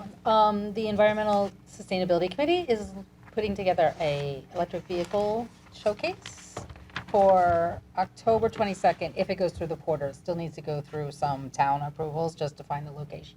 But if anybody has an electric vehicle, they can go to the website and register to show it off. Does that mean we have to clean it before? That's what I said. Mine would have to be very detailed to be able to Some show work it off. that goes into So they're that. trying to get a variety of different kinds, so. October 22nd is scheduled. Other announcements? Counselor Dombrowski? I just wanted to mention to anyone who's not yet aware that the Nahant Street Pit is now accepting scrap metal. And in the first week of that program, we've actually collected about 4,000 pounds of scrap metal already, which is really impressive. Yeah. And just a reminder that it's, go onto our website, please, wakefield.ma.us, and you'll find information about items that are accepted and items that are not. Really important that you just be in compliance, but there are so many different varieties of types of metal items that are eligible to be dropped off. It's at no charge to residents. You do not need a pit permit in order to use this option, and you can go every Wednesday, every Saturday, and every second and fourth Sunday to do your drop-off. So I highly encourage you to do it. It takes a lot of unnecessary scrap metal out of our refuse system. We're able to enjoy a financial benefit by recycling it, and it's just doing the right thing for our environment. So please, take advantage of that. But 4,000 pounds is pretty good in the first week, definitely. And congrats to DPW for making this all happen, because they are really innovative and really creative, and this is a great example of the kind of innovation that's going to get us, continuing to move forward as a town. So thank you. I feel like we should find, this is so much better than dodgeball. I feel like we should see, like we should compete with Stoneham about who can collect the most, because I think we'd win. But no more dodgeball, but that's great. Other announcements? I just wanted to give folks just a quick update on some of the activity with the Wakefield Memorial High School project. So we've hit a couple of milestones over the last couple of, actually the last couple of weeks, believe it or not. First of all, our project funding agreement was approved by the MSBA. We received that just about a month ago in July, so that's obviously a big milestone. That means it's official that they will help us pay for it, which is great. We also did submit the 100% design development document to MSBA just about 2 weeks ago on the 1st. And what's significant about that is not only does that help us take the design from sort of the schematic to something that we can start getting engineering drawings for, but as part of that process, we also did get additional cost estimates for the school, and those cost estimates are coming in right in line with what we had budgeted. Without any value engineering that we've had to do, which is, I think, a really big win, and a testament to, I think, the quality of the estimates that we got prior to the vote at town meeting and at the ballot. So that's great news, and those estimates do include some pretty large contingencies, as you'd expect for a project that size. So hopefully that means we've got room to come in under budget, as my friends on the Permanent Building Committee undoubtedly are interested in doing. Finally, I did just want to mention that we also did get approval from DESE, the Department of Elementary and Secondary Education, for the special education planning and programming that's incorporated into that school design. And so that's actually another really important milestone. I understand from Mr. Mayo that's something that we actually struggled with a little bit with the Galvin, required some back and We had forth. to So move some rooms around when we were already into construction, Yep. so that was. yeah, so we're in great shape from that standpoint, again, just in terms of allowing the project to go forward again, hopefully on time and perhaps under budget when the time comes. So just wanted to share that with the group so that folks are aware of that. Anything else, Mr. Mayo? I'm all set, thank you. No? All right, item 13, matters not anticipated. Councilor Dabrowski? I actually have one that I want to raise before this body, and it's one that has been of concern for me. Back on July 29th, we received 2 requests for flags to be flown in front of the Americal Civic Center by a Wakefield resident, and those requests were forwarded along to us by Mr. Mayo on August 4th, and it says, please see flag request per Chair Chines. This will not be on the agenda. And I don't think that's appropriate. This body as a whole voted on a flag policy. I do not support the flag policy. I think that it was not the right call to make, but I respect the vote of the majority of this body. But when you have a flag policy and you have a request, in this case, this gentleman from town was looking to fly, he says, a straight pride flag and a Christian flag. And I think the Christian flag may have been the same that was flown in City Hall Plaza, but I'm not sure of that in Boston. But when we get these kinds of requests, I don't think it's appropriate to not have them on the agenda. I don't think it's up to the chair, whomever that chair is, and it's nothing personal, whoever the chair is, to make the determination that flag requests are going to be denied. And if the majority of this group wants to have a flag policy, then you have to consider the flag requests. And you can't just have a chair say, no, we're not going to put that on the agenda, and toss it off to the side. I don't think that's appropriate. The short left decision makes it very clear that ultimately it's within our authority to make these determinations. But that means we have to make these determinations. And as I've said all along, I don't believe in this whole concept of calling balls and strikes and whether a Christian flag's appropriate or not appropriate.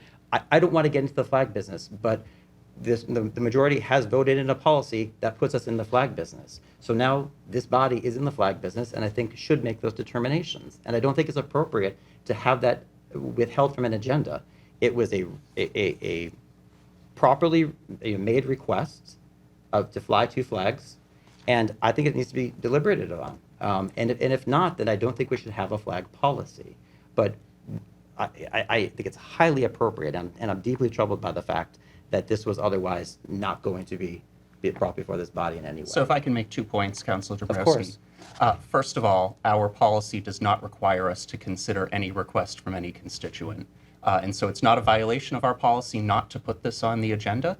It's up to the discretion of the chair. The second point that I would raise is that email did go out to you well in advance of this meeting. And it went out so that if you wanted to discuss it, it would have been on the agenda. Any counselor can make a request for any item to be put on the agenda. I've never denied any counselor's request to put anything on the agenda. If you wanted to discuss it, you had plenty of time to request it before the meeting. With all due respect, Mr. Chairman, I don't think that I need to make a request for something that should be just as a matter of process before this body. And so I just fundamentally disagree with that. And I don't think, Mr. Chairman, that you're in a position to decide whether or not these flag requests, and I'm not even saying I agree with these flags, but it's a request that was properly made. And I think a request that's properly made should come before this body, because remember, these flag requests are supposed to be reflective of the will of the elected officials. And we heard, if people don't like the decisions we make, then they can vote us out of office. We heard that during the deliberations. Well, people need to be able to see where people stand on these issues. And I have consistently, I only want the American flag and the POW MIA. That is my policy. That is what I will vote for. But I think everyone else should be entitled. And you basically stripped your 6 other colleagues from the right to be able to have a vote on I'm sorry, this. that is not correct. You had the opportunity to request to put it on the agenda. No. Excuse me, I'm talking. We are in the matters not anticipated section. Do you have a motion to make related to this? Sure. So my motion then is that we consider the request that was made by Mr. Ronald P. McCarron, dated 7/29, for the flying of two different flags, a Christian flag and a straight pride flag. It was a properly submitted request, and I think it's deserving of deliberation by this body. Is there a second? Seeing none, the motion fails. Anything else for matters not anticipated? Just wondering, Mr. Chairman, as a general policy, are we going to be made aware every time there are requests made that you decide in your own discretion are not going to be before this body for This deliberation? request was forwarded to the council, including you, in advance of the meeting. At any point in time, again, that any counselor wants to request an item for the agenda, you're free to do so. Well, again, I would ask then, the item for the agenda next time then is a protocol, because I don't think that I need to ask every single time a flag request is made, much like when there's a common victualer's license or when there's a liquor license. I don't think I need to ask, Mr. Chairman, can you put that on the agenda? As a matter of process, it should be put on the agenda. I don't think, Mr. Chairman, respectfully, you're in the position to make that determination, because ostensibly, you have determined that this request cannot be considered by this deliberative body. And I don't agree with that. So again, you had the opportunity to ask to put it on the agenda. You did not get in touch with me after. When did that email go out, Mr. Mayo? It was dated the 4th of August. So 10 days ago, you did not reach out to me to express any concerns, and respectfully, you had ample opportunity to do No, so. I don't think I need to reach out to you to express concerns. I think this is a process question that, as a matter of due course, these sorts of requests, much like when we have the HRC making a request, I don't reach out to you and say, the HRC is looking to make a request to fly the Progress flag or the Juneteenth flag. I don't think that I need to make that request of you. I think that when a resident, a constituent, probably a voter, I don't know, when that person submits something to the town council for consideration and follows the timeline in the process, I think that person is due the opportunity to have this considered by the body. And I'm actually disappointed that there wasn't a second to even have a discussion. The majority of this group wanted to have this flag policy. And I raised the concerns that I had at that time. Despite them, you all agreed to have this flag policy. Now, when push comes to shove and the hard decision has to be made, you won't even second it to even have the discussion and vote on it. That's not appropriate. Thank you. Councilor Smith-Gallen. Can I just ask a question of Mr. Mullen? My understanding, not our policy, but we based our policy on the Supreme Court ruling, and that was when a member of this body wants, hears from a constituent or another committee that it is up to one of us to put it on the agenda, because we are the ones who have to make the decision. And that if I assumed we would get kind of requests, and if there was no interest from anybody on this council to honor that, not to honor that, but to vote for that we didn't have to bring it forward. Does that make any sense? I'm not sure I'm being very articulate. But. This reminds me of an opinion of the Attorney General on an open meeting law question, because the question is always, who decides what goes on the agenda? And the legal answer is, well, it's the chair. The chair puts on the agenda anything that 48 hours before the meeting he reasonably anticipates is going to come up. So there was a case where a member of a board of selectmen, I think it was selectmen, said to the chair, "I'd like to talk about X." And the chair didn't want to talk about X. So he said, "No, I'm not going to put it on the agenda." And that individual, that other selectman, then at the meeting tried to bring it up. And I forget exactly what happened. I think the chair may not have allowed him to speak because it wasn't on the agenda. Anyway, the Attorney General's analysis was the chair didn't do anything wrong in excluding that from the agenda because he didn't believe it was going to be discussed. The member didn't do anything wrong by bringing it up, even though it wasn't on the agenda, because how else could he get it before the board? And once it's before the board on a motion such as Councilor Dombrowski just made, then the board, through a second, can decide to discuss it. Or if it fails to get a second, well, it doesn't get discussed. But specifically to the flag, that was a decision that was made by the Supreme Court, that decision is always made by this body, by the government body, not by residents. Not by what? Not by a resident's request. You're right. There's nothing in the Shurtleff decision that says you necessarily have to openly consider every request by a member. I would say that the only way, though, that the council's policy kind of makes sense and hangs together is if you also have a policy, and it needn't be put into writing so long as it's a practice, of making sure that all such requests are communicated, as this one was, to all members, so that, as in the case of Mr. Dombrowski's motion, somebody can bring it up if he wants to. Right. I think that's exactly my understanding. Any other comments? Councilor Dennehy? So in the future, we'll continue, when these requests continue, if they can continue to come in, then a member of the town council should reach out to the chair and request that it be put on the agenda. If the chair says no, then during matters not anticipated, that's a time for the person to bring it up and to say, I requested that this be put on the agenda, the chair declined, therefore I'm bringing it to you to be voted on. Yeah, so my practice is that if we get a request from anyone, I will circulate it, but that doesn't mean that I would put it on the agenda. If any counselor requests it to be on the agenda, we absolutely will put it on the agenda. And if for whatever reason that fails, any counselor can make a motion at any time during our meetings. Yeah, okay. So just for the sake of some simplicity. Councilor Dombrowski. Yes, thank you. Every single request that we receive to fly a flag, I am requesting be put on the agenda. It's a blanket request. And so every single one of them is my request of this chair and any subsequent chairs, because I think it's the right thing to do. I'm not saying I endorse a particular flag. I'm not saying I endorse these flags, but I endorse a resident's right to be able to make the request and to have the people that represent that resident actually deliberate on that request. So it's a standing request that every single flag request going forward be before this body. Thank you. Councilor McLean? Just a point of clarification, Councilor Mullen with an S.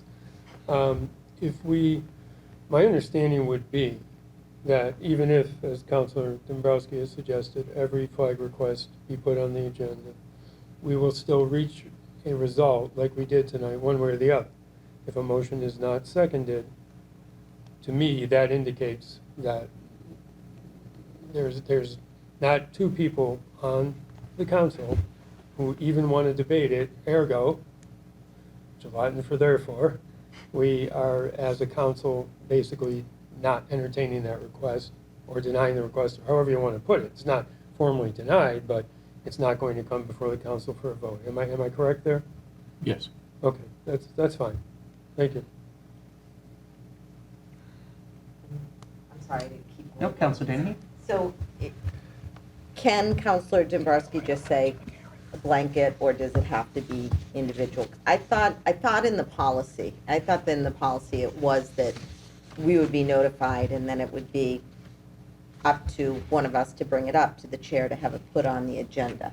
But can that just be blanket, or can it be just I'm happy every time to- that one of us needs to approach and So say. I can't speak for future chairs. I'm happy to honor Councilor Dombrowski's request to put any request on the agenda.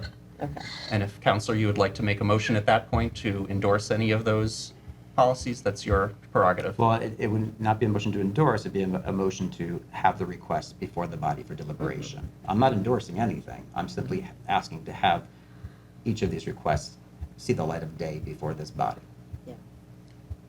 Councilor Vincent? Thank you, Chair Chines.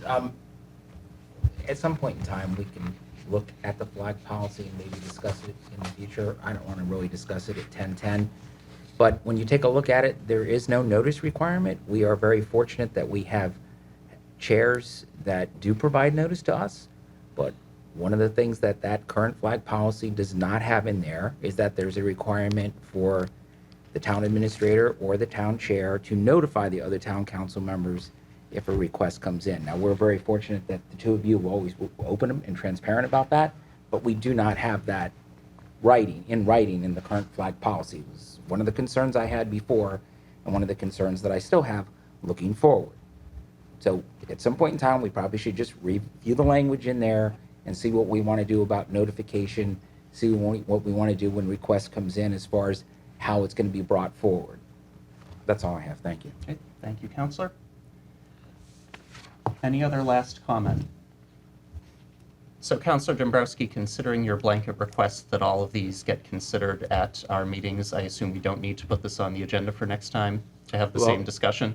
I already know, exactly, right, and I already made the motion for these particular requests, and it was not seconded, so there's nothing further I can do relative to this. I've tried to advance it before the body for deliberation. Any other matters not anticipated? No. Item 14, adjournment. Our next meeting is scheduled for Monday, September 11th at 7 p.m. Do I have a motion to adjourn? Move to adjourn. A second. Second. All those in favor? Opposed? Motion carries. We are adjourned at 10:10 p.m. Thank you very much, Wakefield. We'll see you in a couple of weeks.